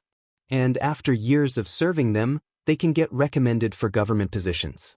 If only this world had the imperial examination, thought Wang Wei, even though he knew this might not help. Throughout history, the noble clans have also corrupted the imperial exam. The second path is through the military. With my strength, becoming a mighty general is not a problem. However, if possible, I would like to avoid large quantities of battles. Battles often injure the body. And with the scarce resources in this world, repeated injuries will lead to a decline in lifespan, which was contrary to Wang Wei's goal. So, that only leaves me with the commerce path. Wang Wei studied business in his past life and could create a successful one as long as he analyzed the needs and wants of this city. However, there was a problem: backing. In this ancient time, doing any business without the proper backing will result in it being taken, or worse, killed. He could predict that if he created a successful business, the three families, the government, and a bunch of other people would target him. So, he needed backing. The easiest one is to either use his charming face and marry one of the main branch daughters of the three families. But he did not dare. Or, become an underling of the city's mayor, joining the side of the government. And there was no way he would do that. So, he took the third option: create one for himself. And the method was simple and rude. He used his overwhelming martial prowess to conquer all the city gangs, both small and big. He thought a small group of elites, his essence refining technique, to create a powerful force under him. Then, after stabilizing his power as a gang leader, he entered the business field. Wang Wei did not go for the obvious shipbuilding and transportation since Spiral Leaf City was near the ocean. The royal family banned shipbuilding out of fear of people creating private navies, and Wang Wei did not want to get on the wrong side for now. He went for the salt business, which was also outlawed. However, he knew this ban was not from the royal family but the result of a few powerful clans in the capital who had monopolies in the salt business. Since he was far away and had less scruple dealing with these clans than the royal family, which was still in its prosperity age, he did not mind slowly taking over the salt business. With his new method of refining seawater into salt and a better purification process, he rapidly swapped the surrounding cities' markets. And when some people tried to intervene, they were in for a rude awakening. Nevertheless, this was not all of Wang Wei's business plan. The next step was the casino and red light districts. Wang Wei revitalized these two industries. He added new games to the casino along with marketing tactics to get more people to participate. He did the same for the red light districts. In the brothels controlled by his gang, the women no longer sold their bodies but art. He taught these girls how to read, write, sing, dance, play instruments, calligraphy, and poems. People came to the brothels to witness these girls' talent, not for their bodies. Of course, it helped they were all attractive and had beautiful skin because of a herbal lotion he made, another business, after trying to create a herbal bath for his training. Wang Wei was a man who liked to do this well and thoroughly when he began something. So, he went above and beyond in his business path. He created roads that facilitated more accessible travel from other cities to Spiral Leaf.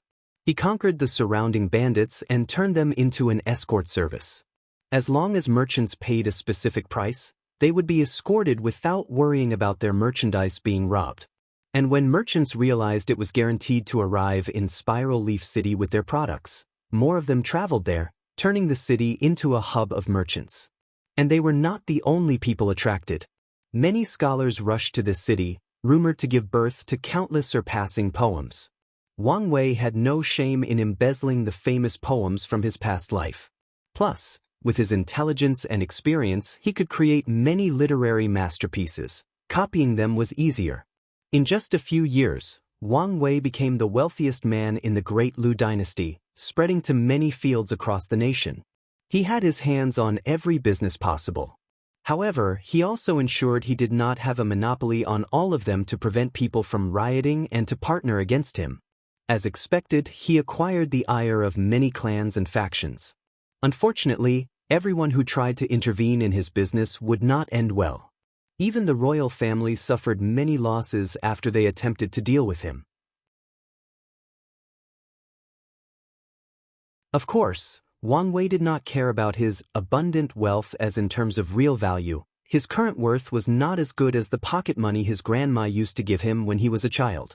Nevertheless, wealth served its purpose. With money and a large group, he did not have to hunt for meat for his martial art training. Furthermore, he had many people searching for spiritual herbs in every corner of the dynasty, using any means to acquire them. Bang! Wang Wei threw a punch, generating a small shockwave. The strength of 9 ox. Is this the body limit of a weak world? He shook his head. It took him 20 years and countless resources to reach the limit of tempering his body, making him 35 years old. And the result was 9 ox of strength, which was on par with the body refining second layer in the origin system. Thinking about how much time he spent on the toilet, Wang Wei felt it was not worth it. Luckily, after reaching a certain stage where he had complete control over his body, he could expel impurities from his pores. He also developed some cooking methods to reduce animal meat impurities. It doesn't matter.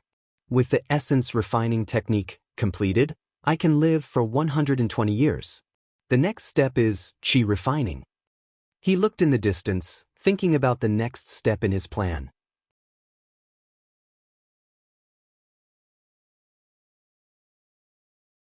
Seeking longevity. 3.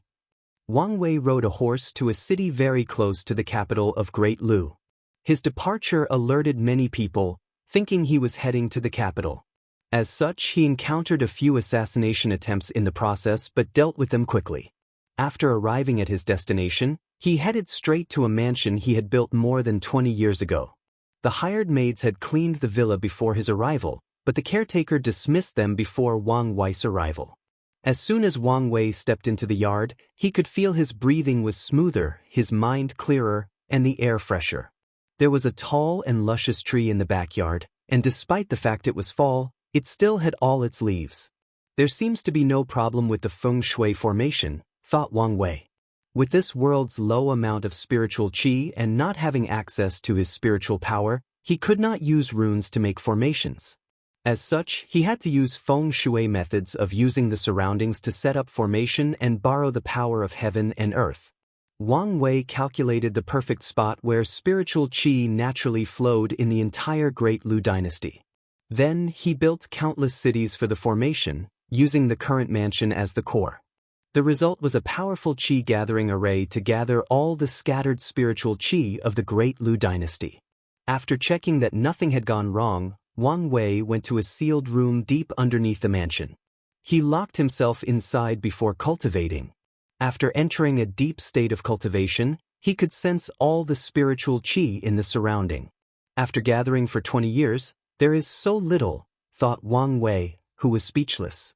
He could swear a mortal back home passively breathed in more spiritual qi than this entire country.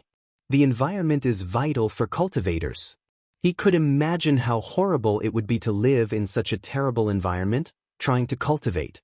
After shaking his head, he continued with his cultivation. He used the qi refining method.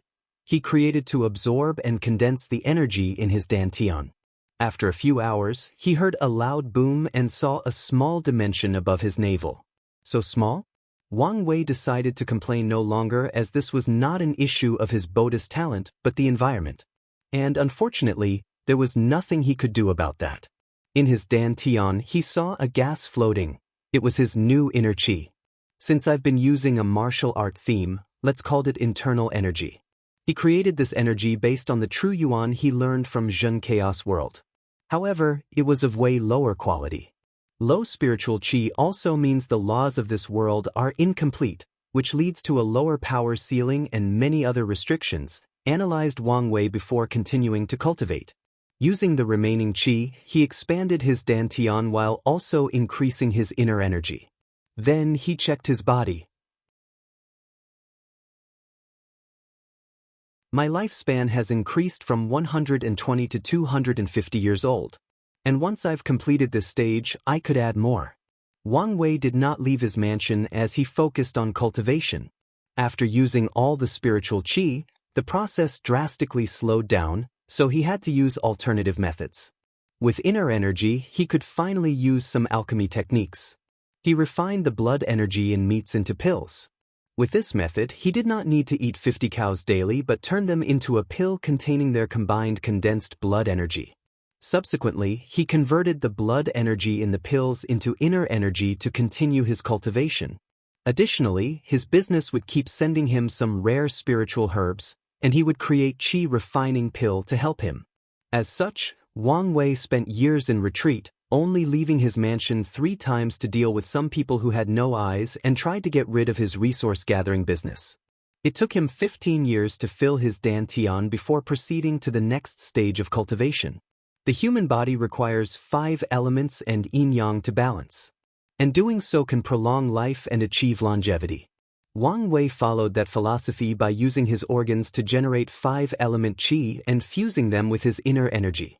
The process took him another 15 years of non-stop cultivating, regardless of the loneliness and isolation of this world. After the 5 elements qi baptizement, Wang Wei's lifespan increased by another 50 years for a total of 300 years. So, he proceeded to the yin-yang balance by getting the energy he wanted from the sun and moon. Wang Wei initially wanted to create a high martial system based on star power. Regrettably, he could not sense any star power, most likely due to the laws of this world. He could feel the energy from the sun and moon, but his body simply could not bear the energy of these heavenly bodies in large quantity. He did a few experiments, and people could not condense sun powers into their bodies and dantian. The pure yang energy would burn anyone to ashes. The sun went for the moon and pure yin energy as it would freeze people to death. He waited under the yard's tree at dawn when the first sunlight appeared. He hurriedly used his method to catch the tiniest of yang qi. Instantly his body turned red, and an intense heat emanated from his body, charring his clothes. Wang Wei felt he would spontaneously combust and die. Luckily, he swallowed a nature pill before his attempt, which reduced the effect. Wang Wei ignored the pain as he fused the yang qi with his inner energy, sublimating it to a higher level. Phew! He exhaled a hot breath. He checked his body and discovered he had lost 5 years of lifespan because of the yang qi damage. He was not surprised as he calculated he would lose more until he absorbed yin qi to balance his inner energy. After that, he will recuperate his loss and gain more. Wang Wei continued absorbing yang qi until he met the requirement. Then, he cultivated at dusk to absorb yin qi until he achieved balance.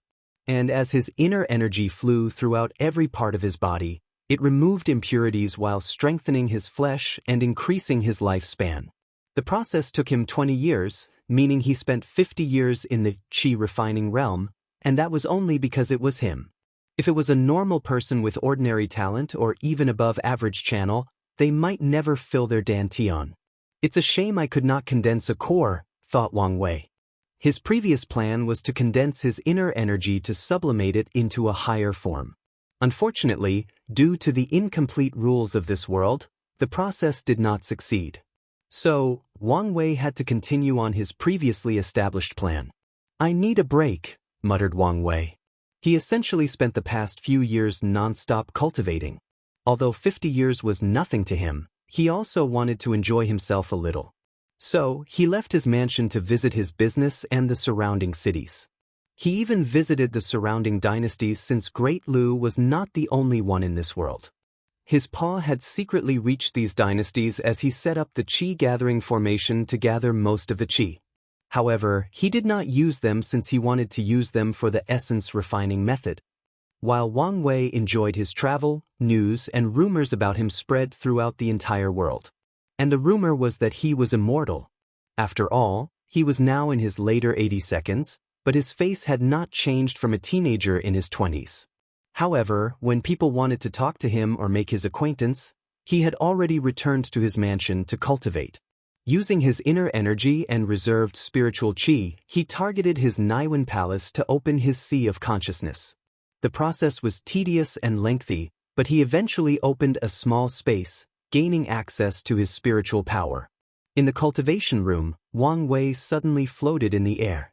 He used his spiritual power as telekinesis to levitate. Unfortunately, he could only fly for about 10 minutes before running out. After shaking his head in dismay, Wang Wei continued to cultivate. He used his inner energy and remaining qi to expand his sea of consciousness and increase spiritual power. "Phew," he muttered. "At this rate, I'll never be able to condense my soul." He now had a lifespan of 800 years old, but he did not think it was enough to win this trial. While thinking about his next step, he suddenly sensed something and looked in the distance. He smiled. "I guess I don't have to go myself." He left the retreat room and walked to the yard, and waited. Less than a minute later, a young man walked into the yard. The latter instantly became shocked after seeing Wang Wei. "World's richest man, Wang Wei, should be 103 years old this year, but he looks younger than me." The rumors were true, through the young man, as a decisive look appeared on his face. He knelt on the ground, shocking his entourage. "Immortal, please help me."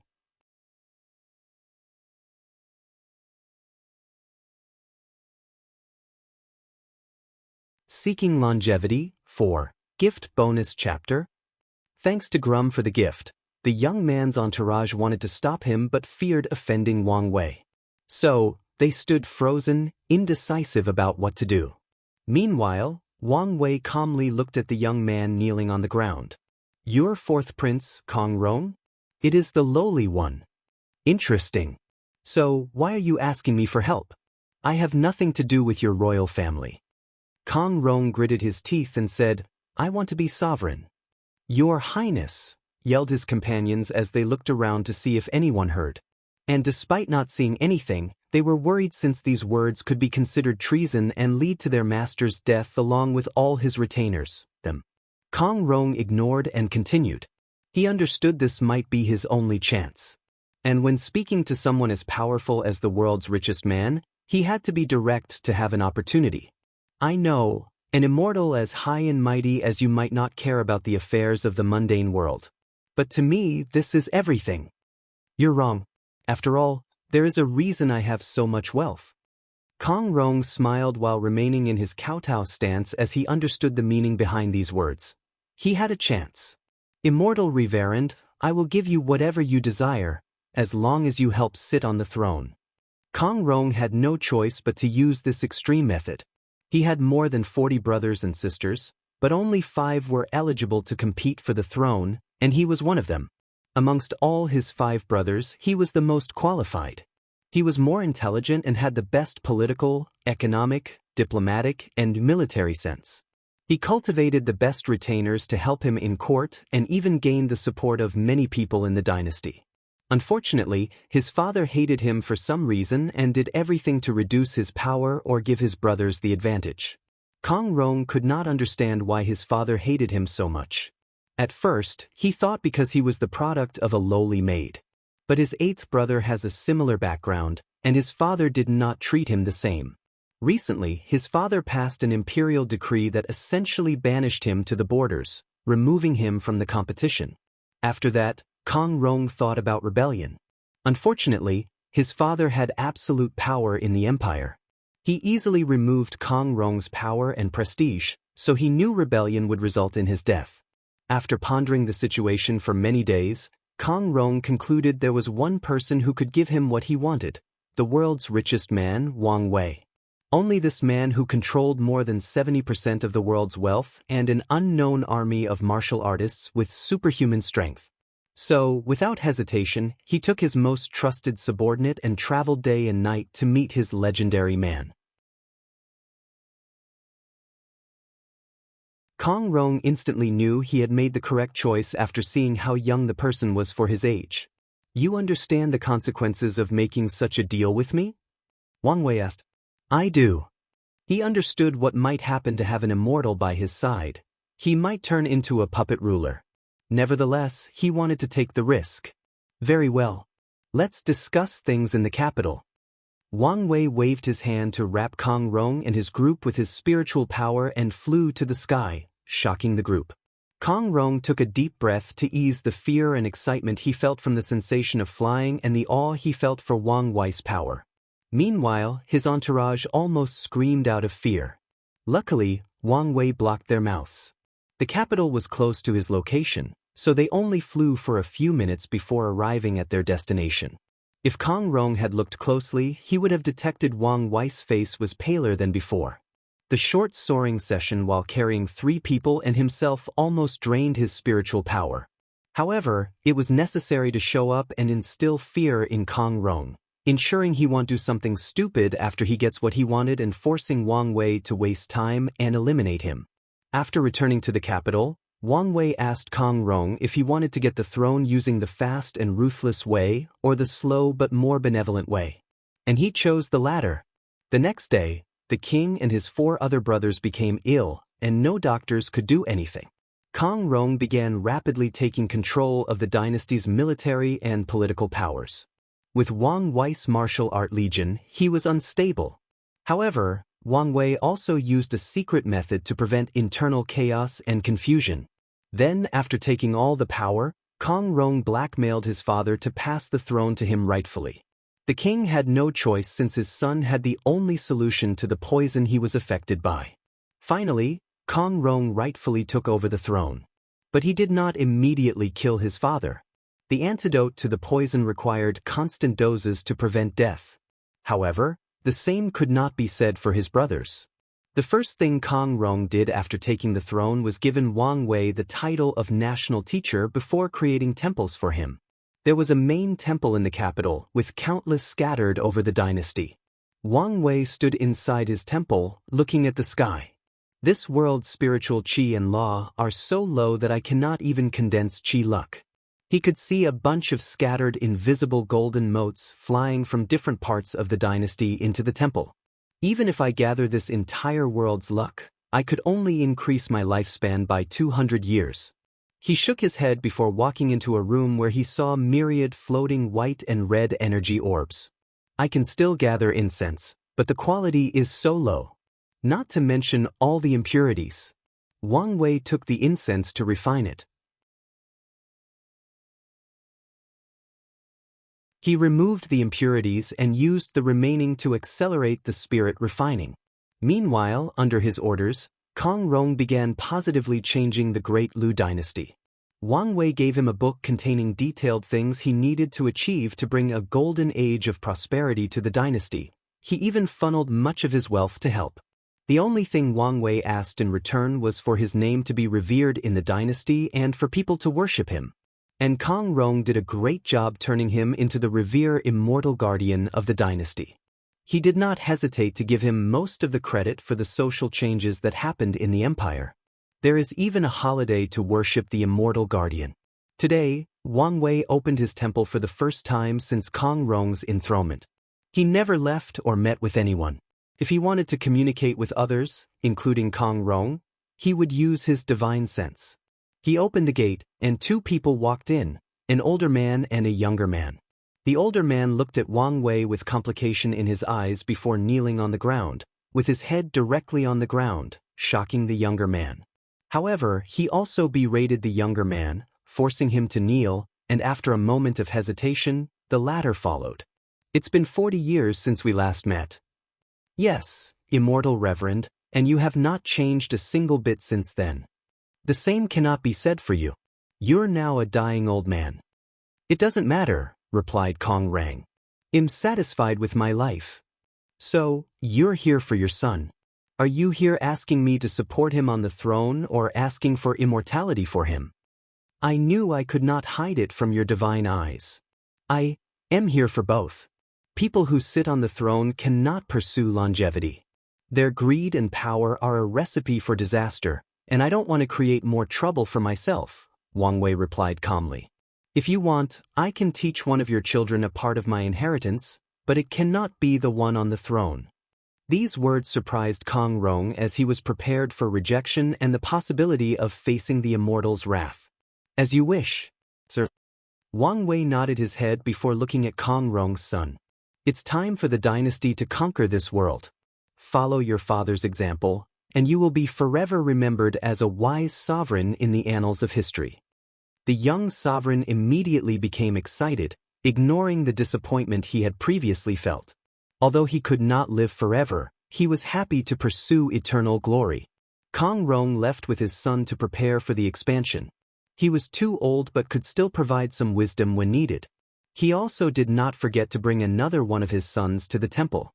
Wang Wei looked at the 13th prince before him and said, "I will tell you directly. Cultivating immortality is boring, long, and requires hard work and dedication. But even then you might fail. Do you still want to walk this path?" "Yes, Sir Guardian." "All right. I'll pass the essence refining technique to you. If you can cultivate it to a certain level, you can live up to 120 years old." "Only 120? Can I be immortal like you?" "No." "Why?" "Immortal cultivation requires too many resources.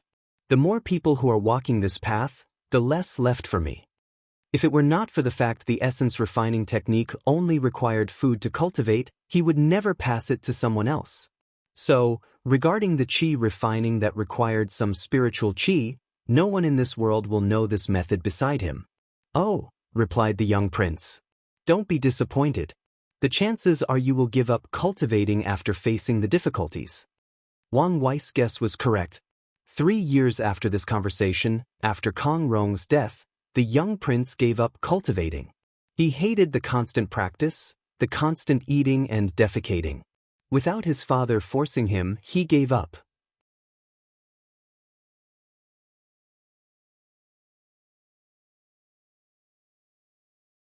Seeking Longevity, Finale. Inside the Great Lu National Teacher's Mansion, Wang Wei continued his cultivation. As the Great Lu dynasty expanded its borders, improved people's lives, and built more temples, he gathered more incense to help him refine his soul. The last time Wang Wei met Kong Rong, he was 143 years old and had spent 40 years with little result. And he finished the process when he was 330 years old. A few things in the outside world caught his attention during this time. Kong Rong's son, Kong De, who succeeded him and united the entire world, came to see him before his death. He wanted Wang Wei to give the royal family another chance at immortality, and he refused. Meanwhile, the 13th prince, who previously gave up on cultivating, came back asking for another chance. In his late 30s, when his body began to weaken, he had scared and feared death. So, he tried to practice now, but his body was old, his foundation weak after years of drinking and partying, resulting in feeble blood energy.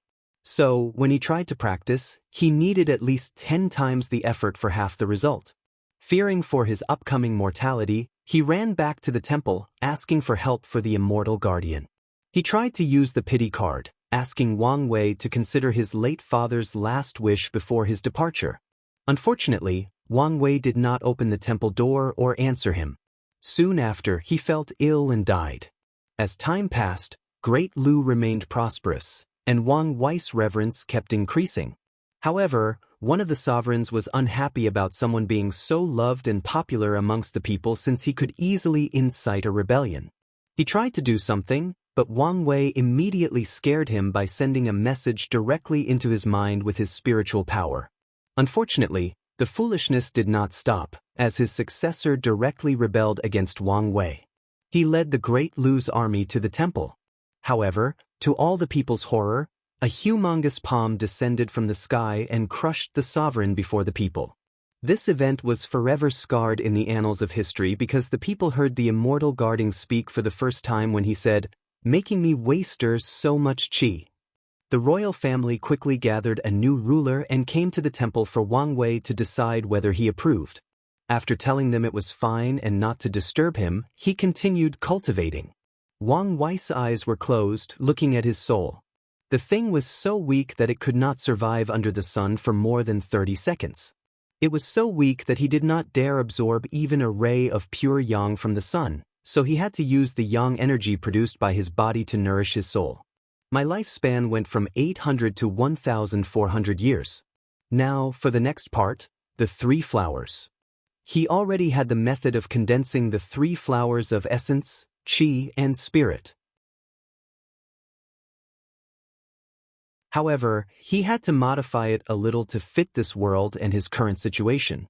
Wang Wei also used all the little luck he gathered from the world to accelerate the cultivation process. After condensing all 3, his lifespan reached 2,000 years old, but he discovered something. Limit. This world has a limit on lifespan, he thought while frowning. He could sense that he had hit a barrier on his lifespan, and nothing could remove that limit. He walked out of his room to a tree nearby. He placed his hand on it, and an absorbing force came out, swallowing something into his body. Absorbing life force does not increase lifespan. On the contrary, the impurities in the tree affected and reduced my lifespan. He frowned for a moment before proceeding to another room in the temple. He placed his hand on an altar and injected his inner energy. Despite his lack of appearance, Wang Wei cared deeply about Great Lu's expansion and participated in a significant way. He gave specific directions on where his temples would be built and how to do so.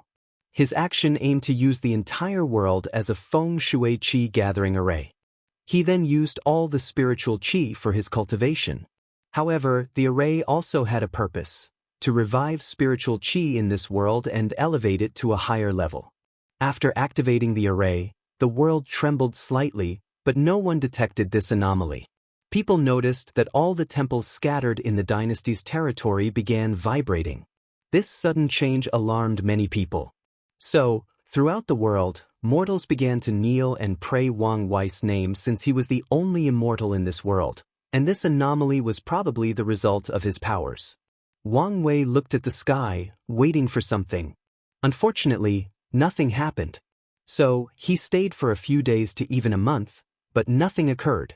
So, this world is isolated. He planned to change the world, bringing back spiritual qi and, in turn, elevate the level of this world and break the limitation of his lifespan. He would also improve his cultivation environment. However, spiritual qi does not come out of anywhere. If he wanted to increase the quantity, he had to access the source qi space or convert one form of energy to another. He knew he could not do the latter, so his plan focused on the former. Wang Wei wanted to summon some unknown energy source from space and, after studying it, found a way to convert it into spiritual qi. Regrettably, it appeared that the trial took place in a specially created world that is heavily isolated. What should I do now? Without changing the world, no matter what he did, he could not increase his lifespan. However, Wang Wei also did not want to spend the remaining time doing nothing. I wonder if I could break into the other people's trial to plunder their worlds? Fantasized Wang Wei even though he knew this would not be allowed. So, he shook his head to remove these fantastical ideas from his mind. Lord Spirit, can I leave the trial early? Wang Wei asked out loud. No, he received a reply a few seconds later. Why not? Lifespan does not equal how long someone can live. That was true. Lifespan was not an indication that someone would live exactly to that age. For example, someone with a lifespan of 10,000 years might die between 800 to 9,700 years old. The reason is that cultivators undergo many battles in their lives, leaving hidden injuries after healing. Furthermore, state of mind, emotions, and stress could also affect a person's lifespan. For example, someone with a lifespan of 10,000 years might die between 800 to 9,700 years old. In that case, can you get me access to my body? Why do you need that for? I don't want to waste time. I can use this opportunity to cultivate. Although Wang Wei was not in the supreme realm, where he did not need to access the laws of heaven and earth to cultivate, he had the law fragment from his physique as a replacement. Even if it was 1,000 times worse, it was better than nothing. Wang Wei only got an answer about 5 minutes later. The answer is no. Why not? That's a reasonable request. It is, but I just checked, and it will take too much effort to accommodate you. So, continue to play by the rules. 1,600 years is not long. Wang Wei tried to argue, but Lord Spirit never answered. So, he had to find something else to pass the time. After pondering for a while, something came up. I just had an idea. Why don't I use this experience to create a supplementary cultivation technique? The purpose would be to allow someone to reach the limit of a mortal lifespan, 1 yuan epoch. The origin system sacrifices lifespan for battle prowess, and many other cultivation systems sacrifice something for another. However, he could create a supplementary cultivation system that allowed people to reach the limit of their lifespan. Although he did not need it, such a technique would greatly benefit the Dao opening sect, especially the old monsters who sealed themselves before running out of lifespan. They would all kill for such a technique. Even if I don't get my hands on the deceiving heaven longevity art, this technique will slightly compensate for it. With excitement, Wang Wei entered seclusion to cultivate. For this, life limit art, he did not have to start from scratch as he could use his experience in the trial as guidance. Wang Wei stimulated the environment of the myriad emperor world in his mind to create this technique. The first step is also essence refining, except he used the mildest methods to temper the body. The purpose of essence refining is not to temper the body to become powerful but to be extremely healthy and leave no hidden injuries. As for the qi refining stage, he wanted to create a special qi that focused entirely on nourishing the body and increasing lifespan. He wanted to call it longevity qi, but considering longevity resources and the name might be too grand, he decided on permanent qi. Wang Wei did not have the time to create the spirit refining since the trial ended. When he opened his eyes, he was an older man with long white hair and a long beard. And as expected, with his knowledge and never leaving his compound, he lived until 1992 years old. When he opened his eyes, he was sitting cross-legged in a room inside the pagoda. He sighed deeply before leaving along with the others.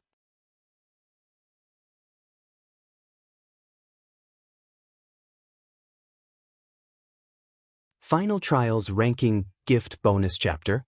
Thanks to Grum for the gift. Wang Wei flew to his seat in the middle of the square, and not long afterward, Lord Spirit appeared with a noticeable smile on her face. Let's not waste time and get started. I will show the ranking for this trial from the lowest to the highest. In other words, from the person who lives the shortest time to the highest. I will only rank the top 12. Lord Spirit waved her hand to the number 12 with a few dots. She appeared to be building suspense. A few seconds later, Xianxia's name appeared, making her face pale in the 5th seated player seat. An image appeared to display the things she did in the trial. Xianxia did a basic breathing exercise to absorb spirit qi, but she focused on nourishing her soul and spiritual power. Afterward, she created a method of using karma for deduction or calculation. With it, she found a spirit turtle and raised that turtle with the few spiritual herbs and resources she had before turning it into a herbal soup. The spirit turtle soup raised her lifespan to 250 years, and after years of nourishing her body with spirit qi, she lived up to 300 years. Lord Spirit did not stop and continued to the 11th place, Jingwu. Her method was radical from the beginning. As a demon, she has little to no affection for humans. So, her path of longevity involved absorbing life force from people. Unfortunately, her actions were effective and counterproductive. Human lifespan, as energy or power, was murky and full of impurities. And even when she tried to purify them, her body and soul were severely damaged, and she only lived up to 312 years. The 10th place was the brother of the barbarian siblings, Taoyui. The first thing he did was use spiritual qi to temper his body. Then he used his potent military prowess to conquer the world. As he watched this part, Wang Wei thought the latter would use a method that used luck. But he was wrong. Taoyui used his authority as a sovereign to gather a harem of beautiful women, which he then used to practice a yin-yang cultivation technique with them, nourishing his body and increasing his lifespan. He lived to 350 years old. The 9th place was Feng Heng. The Taoist priest used a similar method to Wang Wei, absorbing pure yang energy from the sun and pure yin energy from the moon. He created a technique identical to Wang Wei but focused solely on qi refining. Feng Heng used yin and yang qi to sublimate his inner qi and nourish his body. His result was the same time as Taoyui, 350 years. Wang Wei secretly shook his head as he could see the priest did not use his full ability. The concept of essence, qi, and spirit is deeply rooted in Taoism, so he did not think of it.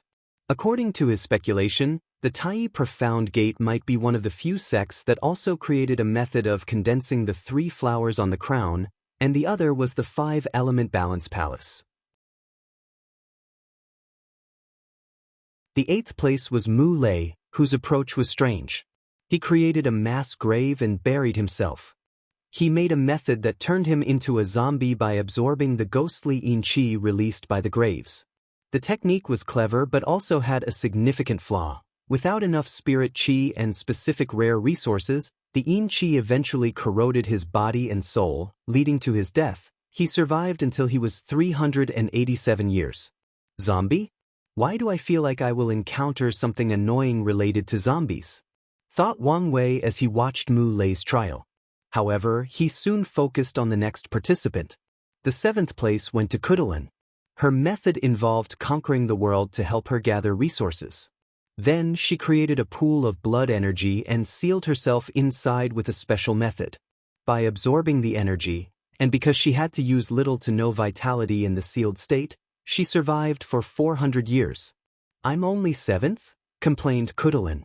Being sealed was a very uncomfortable feeling. It was like she was both dead and aware simultaneously. Time seemed to slow down because of how she perceived it. Her mind was in a murky state where she could not think carefully, yet she was completely aware of her mind and existence. In conclusion, it was a disgusting feeling to experience, and she could not understand how the people who sealed themselves for countless generations survived. She could foresee the experience was even worse for them. The 6th place was the drunk swordsman, Ji Lanfang. His plan's first step was cultivating the sword while absorbing spirit qi. He focused on training his spirit and soul through the sword. After making some achievements, he began a journey through the world, spreading his legend as a swordsman. He even spread some basic body refining techniques to make martial art more prosperous. Then Ji Lanfang abandoned his body and fused his soul into his sword, becoming the sword spirit. The sword became a legend in the martial art world since anyone who got their hands on it became a peerless swordsman. The only downside was they would die early, but most people who pursued fame and glory did not care about death. These swordsmen died young because Ji Lanfang absorbed their spiritual power to nourish his soul in the sword. He also guided them in the process, creating the legend that the sword could create master swordsmen. Through this method, he lived for 430 years. Lord Spirit announced Tong Ruobing in 5th place. Her plan involved creating artificial spirit qi using mortals as the energy source for her worldwide feng shui array. Unfortunately, she also succumbed to the issue of impurities and died after living 550 years. The 4th place was Chu Luo. After seeing his method, Wang Wei's mouth almost twitched. Chu Luo turned himself into a cyborg. The method he used was to replace the failing parts of his body with artificial components that he created. For example, Chu Luo would build artificial organs or muscles through weapon refining if they began to degenerate and showed signs of failure. And since the artificial parts had spirit qi and he nourished his soul, He did not have to hurry about his body affecting his lifespan. Unfortunately, his soul could not be replaced, so he only lived for 624 years. The third place went to Liang Shixian. He used a basic method since it involved his race as a god. He conquered the world and had everyone worshipped him as a divine being. Then he abandoned his body to live as a pure soul creature. After dealing with the impurities in the incense and low spirit qi, he lived for 687 years. At this time, most knew that only 2 people were in the lead for the first position. And Lord Spirit made sure to play the dramatic as the second name took so long to show up that many people became annoyed and impatient. Eventually, he revealed Su Shi as the second-place winner.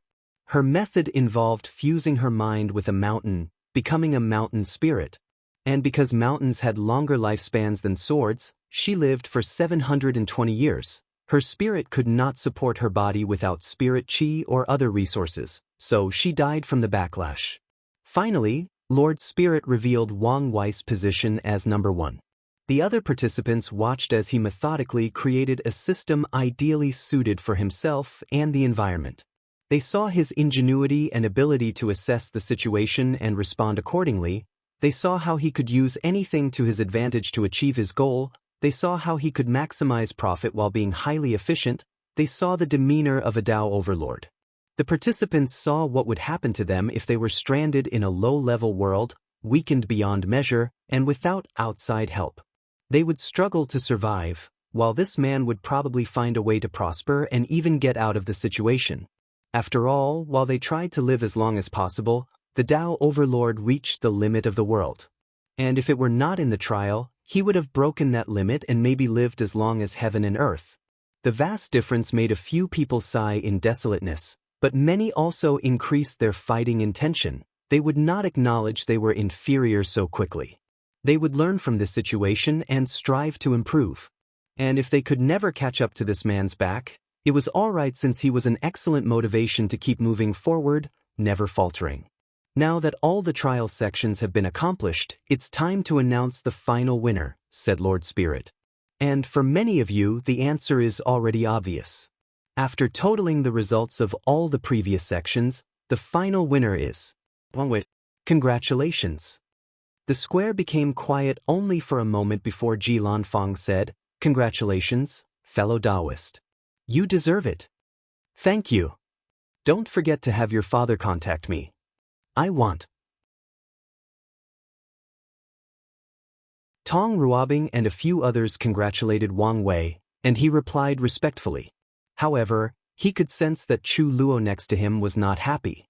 However, the latter did not say anything, seeming to accept his loss.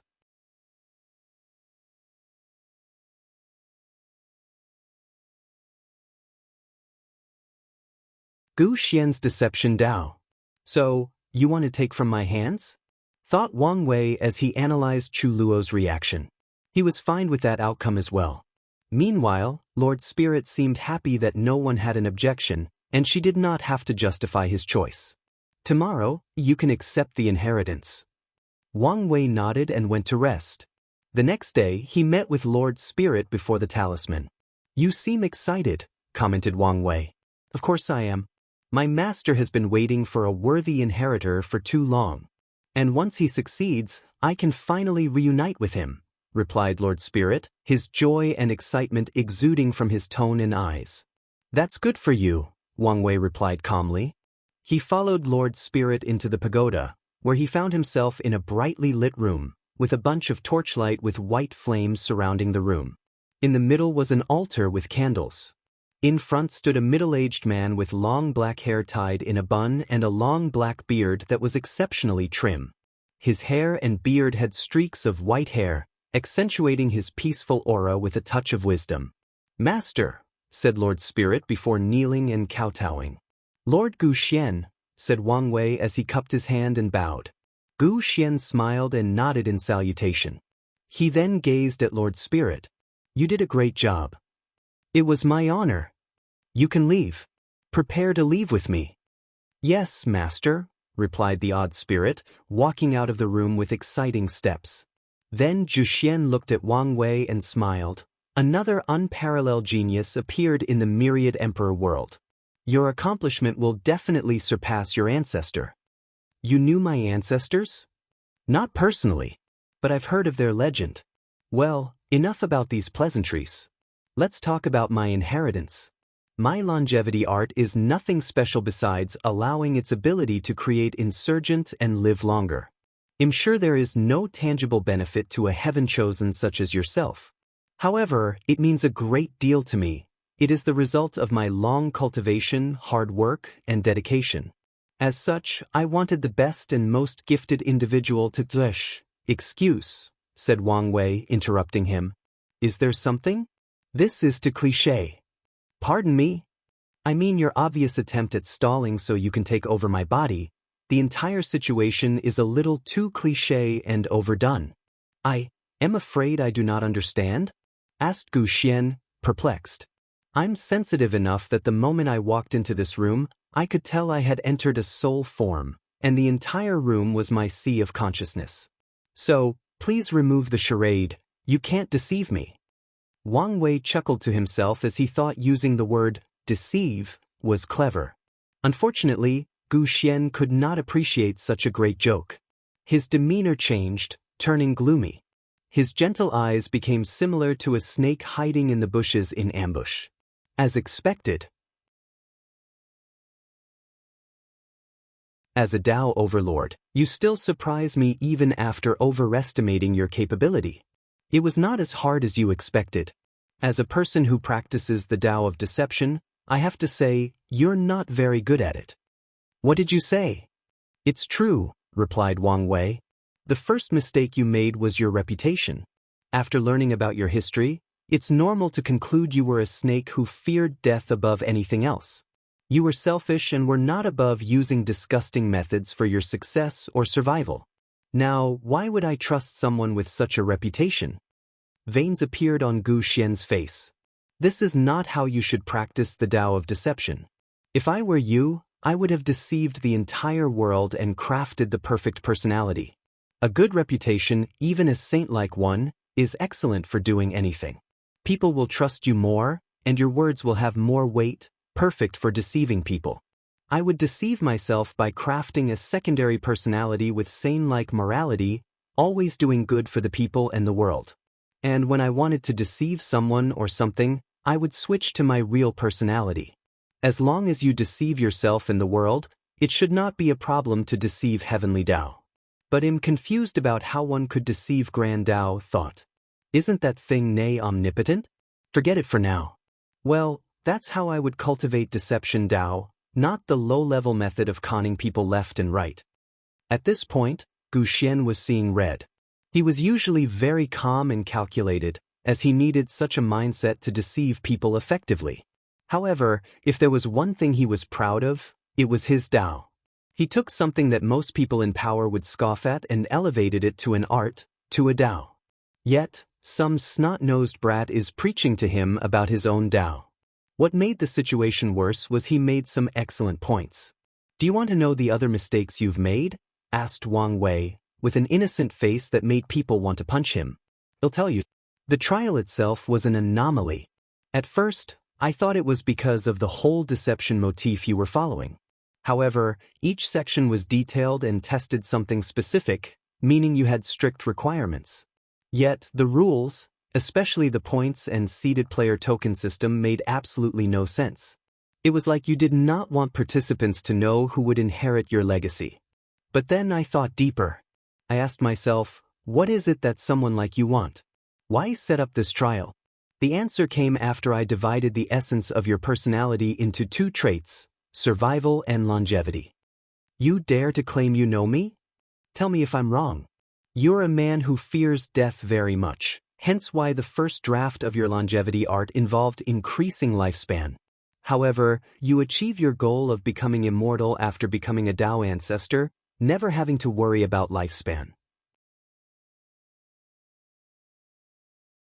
Your life became even better when you discovered that you could make your scripture into an insurgent one and used it as a longevity technique. This also meant the longevity aspect of your personality was fulfilled. However, I'm guessing something happened that gave you a wake-up. If I had to guess, you died and only survived because of the longevity aspect of your art. It's then the second aspect of your personality kicked in, survival. You realized even if you did not have to worry about lifespan, you could die at any moment. So, you asked yourself how to deal with the situation? How to ensure your survival? And the answer you came up with was to acquire the power of eternity. You wanted to become an eternal emperor. Am I right? Gu Xian did not answer, his mind traveling to that moment when he faced death. It was the worst sensation he had felt in his life. Unfortunately, you knew yourself well, continued Wang Wei. You were self-aware of your limitation. You knew with your talent, you would never become an eternal emperor. Disillusioned, you continued the path of cultivation, hoping by reaching higher realms, you could conquer these feelings of fear and inferiority. Unfortunately, they never went away. So, you decided to do something drastic. You decided on your ultimate deception, deceive heaven and earth and take the identity of an unparalleled genius. You would receive their strength, Tao heart, will, comprehension, intelligence, luck, karma, etc. You would inherit their entire existence and, with that newfound talent, prove the Tao and become an eternal emperor. This act should be the last part of the deceiving heaven longevity art, the ultimate deception of the self, becoming someone else. Gu Xian had calmed down, squinting his eyes at Wang Wei with no expression. Honestly, if you had chosen someone else and just given me the inheritance, your plan might have succeeded. Gu Xian's eyes twinkled slightly, and Wang Wei caught that slight change. So, that was originally your plan? Let me guess, after seeing how exceptional Chu Luo and I were, you changed your mind. And you chose me, even though I'm technically weaker than him, because of that last trial. My success in reaching the lifespan limit of the world appealed to the longevity part of your core personality. Someone like me would survive and prosper even if you failed to become an eternal emperor. So, you chose me since I was more prone to success than Chu Luo. Enough, said Gu Xian. I applaud your wit and cannot wait for it to belong to me. Nevertheless, this will not change anything. How so? No one will come to save you. I've sacrificed most of my cultivation to set up the deception ceremony. I've completely isolated your sea of consciousness from the outside world. Even if the lower dimension were not sealed, these parasites would be unable to detect your presence for quite some time. Is that so? I guess I don't have to use my methods. What do you mean by this? Asked Gu Xian, raising his guard. Seriously? You know I'm a Tao overlord, and I spent all this time telling you this information. For what reason would I do that? Do you think things will go smoothly for you? Gu Xian's face changed for a moment before he regained his bearing. I can already guess you will say something stupid like in front of absolute power, all plots are useless. Gu Xian almost choked since that was the exact words he was going to say. The whole point of the Supreme Outlaw Trial is to overcome the odds. Plus, you don't even have the absolute advantage in power since you had no choice but to sacrifice most of your cultivation for this ceremony. So what? My soul still has some of the quality and power of a Tao monarch. True. That's why I need to use some drastic means. Purple chains appeared on Wang Wei's body before they broke, falling to the ground. And what Gu Xian saw afterward almost made his soul scared to death. You're tuning in to the Wandering Hero YouTube channel. Don't forget to subscribe and join us on this journey to catch the most captivating stories.